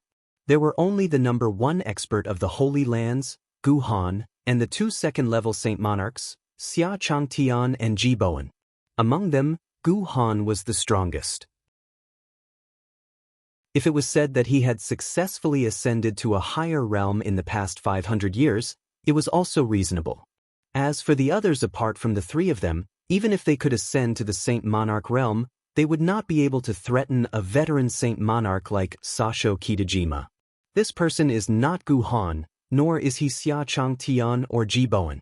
And I am ashamed to say this, but Beidao still does not know the identity of the other party. Previously, we only had a spiritual sense battle that took place 50 kilometers away from each other. We only exchanged a glance, and Beidao was defeated. I am ashamed, Beidao has really thrown the face of the three great existences. Sasho Kitajima muttered. Not Gu Han?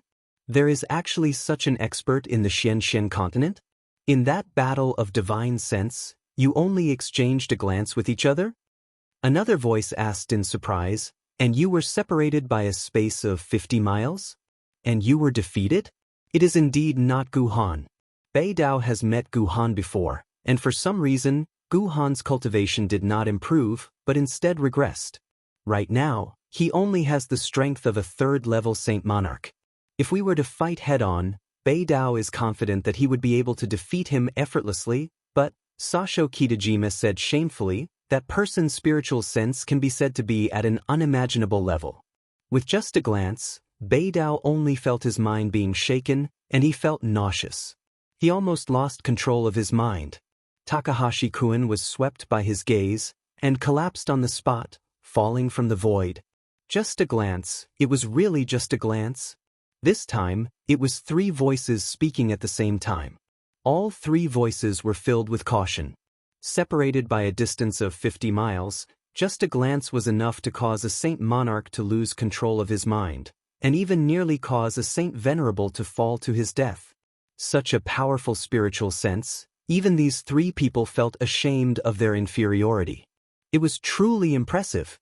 No wonder Sasho Kitajima had admitted that he was definitely not this person's match. Looks like this was the truth. For Sasho Kitajima to meet such a strong person, he was already very lucky to be able to escape with his life. For this person to possess such terrifying spiritual sense, it is not surprising that you were defeated by him this time. A voice said leisurely. To think that there is actually such a strong person in this world. If I could fight with this person, it would be a great thing. It's a pity that such a strong person appeared north of the Pillar of Heaven's mountains. The other 2 people also sighed at the same time. Sasho Kitajima said, 3 Almighties, could it be that just because this person is north of the Pillar of Heaven's mountains, you can't lend a hand? This was something that Sasho Kitajima was very puzzled about. Why was that so? As long as one had the strength, where couldn't they go?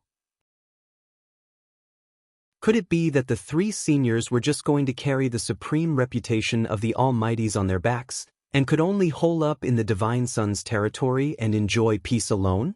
Yet they were not willing to go to the Xian continent to establish the limitless glory of their own race? What kind of logic was this? Faced with Sasho Kitajima's question, the 3 of them fell silent for a moment. One of them said, "It is not that we are unwilling to help our race, but if that person enters the Divine Sun's territory, we will naturally attack him. Even if the 3 of us join forces to kill him, it will not be a problem.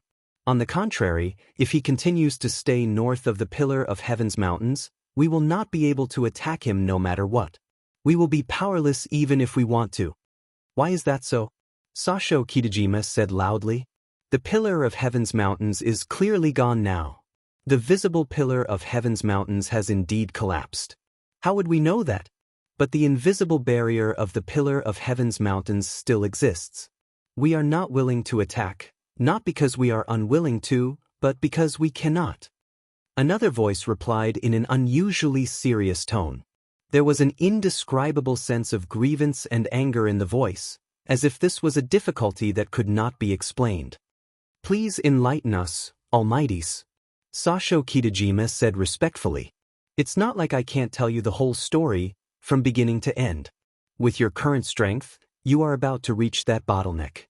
Once you break through, you will also know. It is not a big deal to know earlier."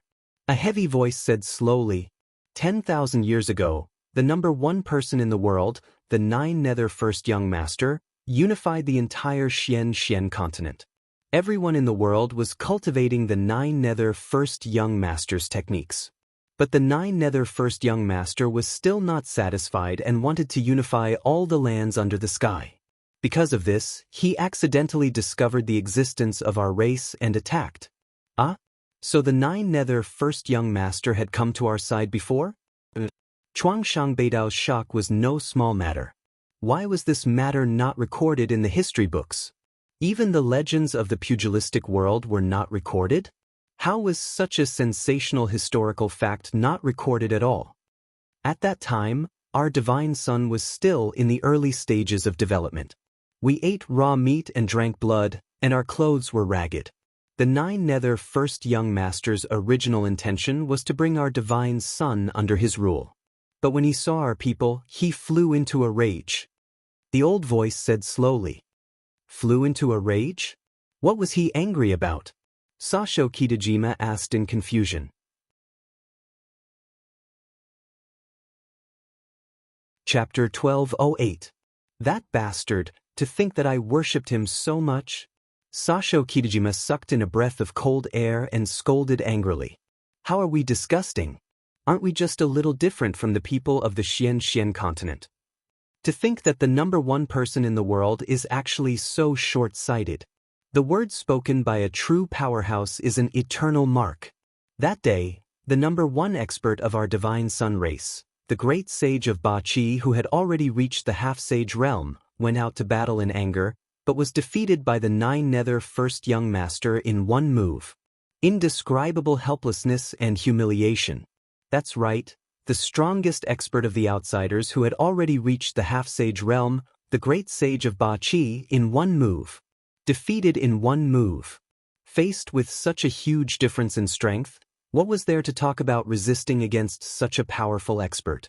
Any resistance would be futile and meaningless. After that battle, after that move, the 9 Nether First Young Master stepped on the head of the great sage of Ba Qi and said a sentence full of disdain. The voice grew agitated and was filled with indescribable humiliation. A disgusting species like you, killing you would really dirty my hands. Sasho Kitajima's entire body trembled, and he felt a surge of hot blood rush to his head. Bastard! Bastard! Then, after the 9 Nether First Young Master returned, he used his supreme ability to create that majestic mountain that separates the two continents, the Pillar of Heaven's Mountains. The voice continued. He even set up a strange soul restriction on the mountain. He said that he wanted our divine sun race to suffer here for generations to come. The 9 Nether First Young Master definitely wouldn't have said it so gently.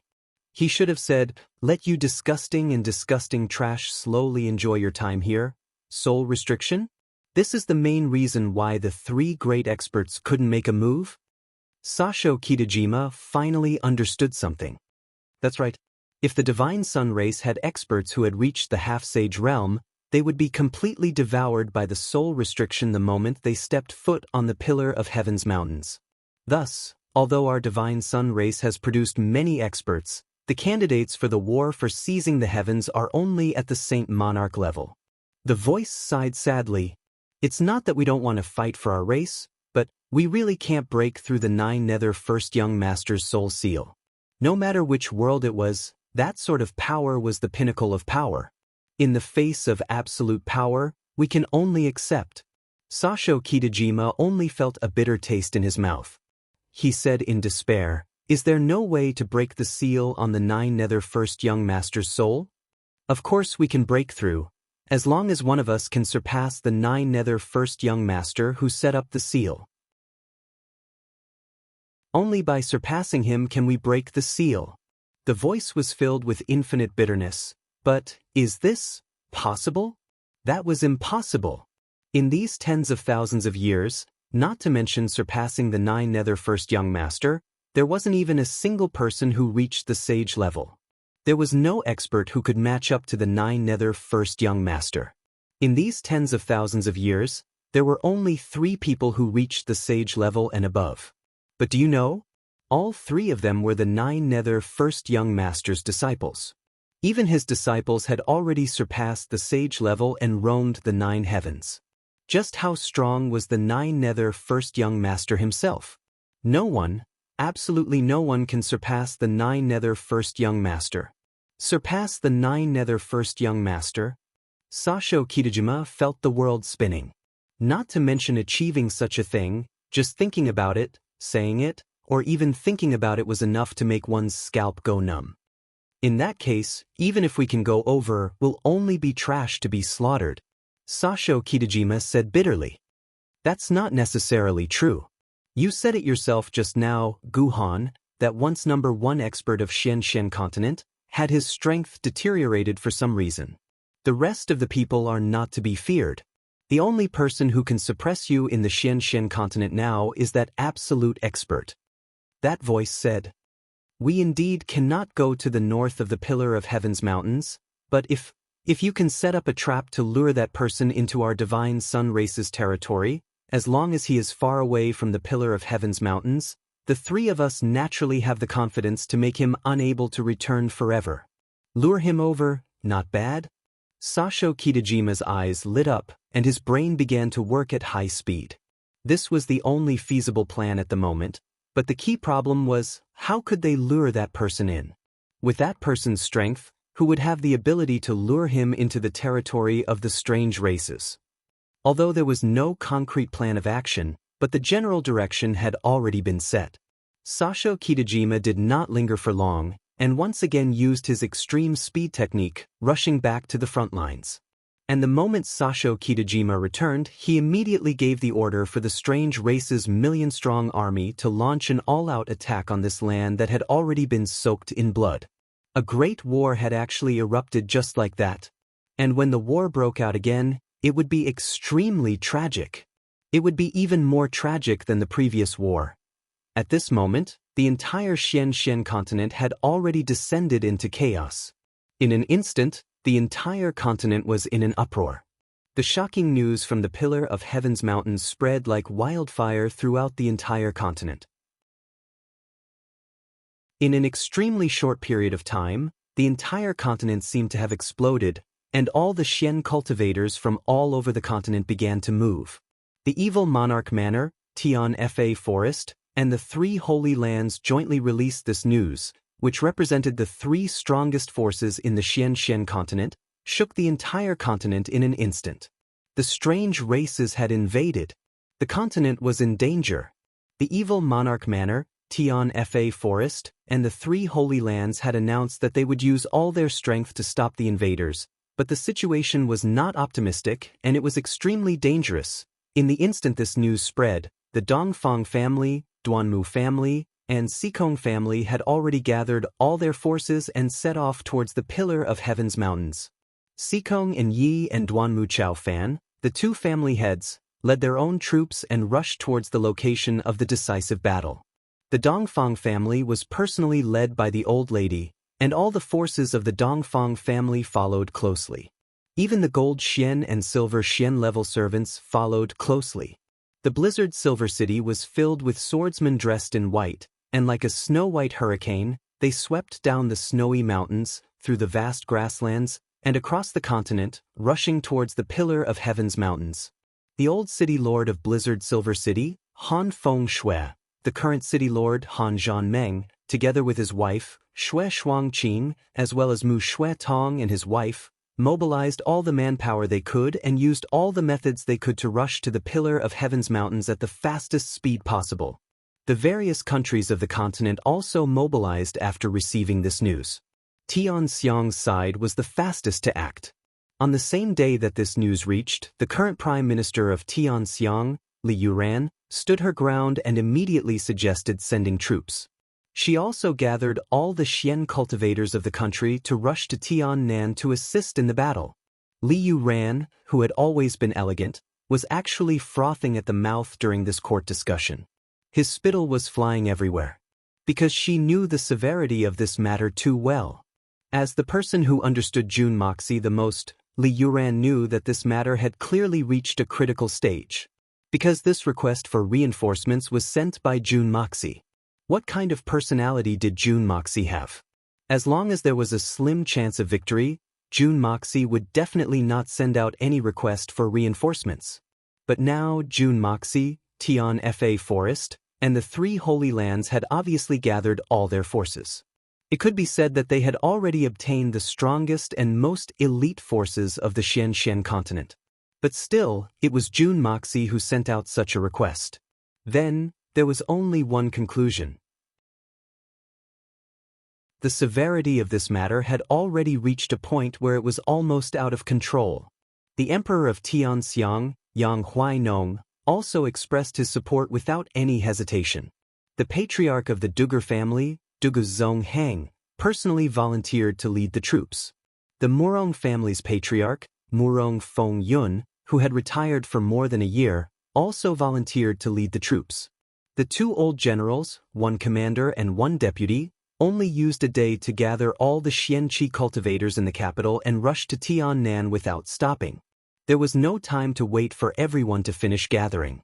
The army could only go first, and those who came later would quickly catch up. When the army left the capital, there were only a total of 20,000 people.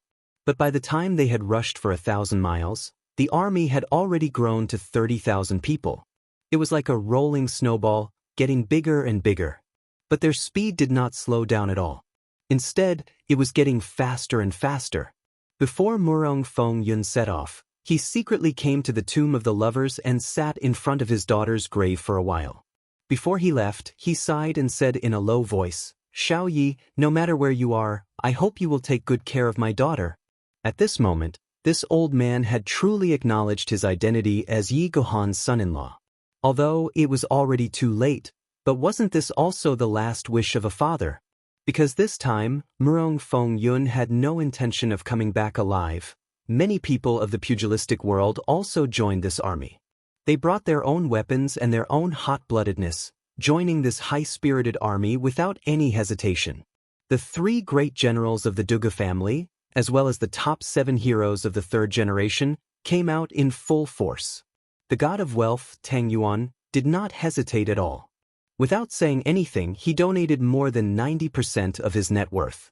Not only that, he immediately contacted the 9 richest merchants of the continent to contribute money and manpower. He said that the 10 of them would work together to supply all the military supplies for this expedition. This way, all the warriors who were participating in this battle would no longer have to worry about their future. Then, he allocated a huge amount of silver to the aristocratic hall to collect medicines, as well as a large amount of rations and fodder.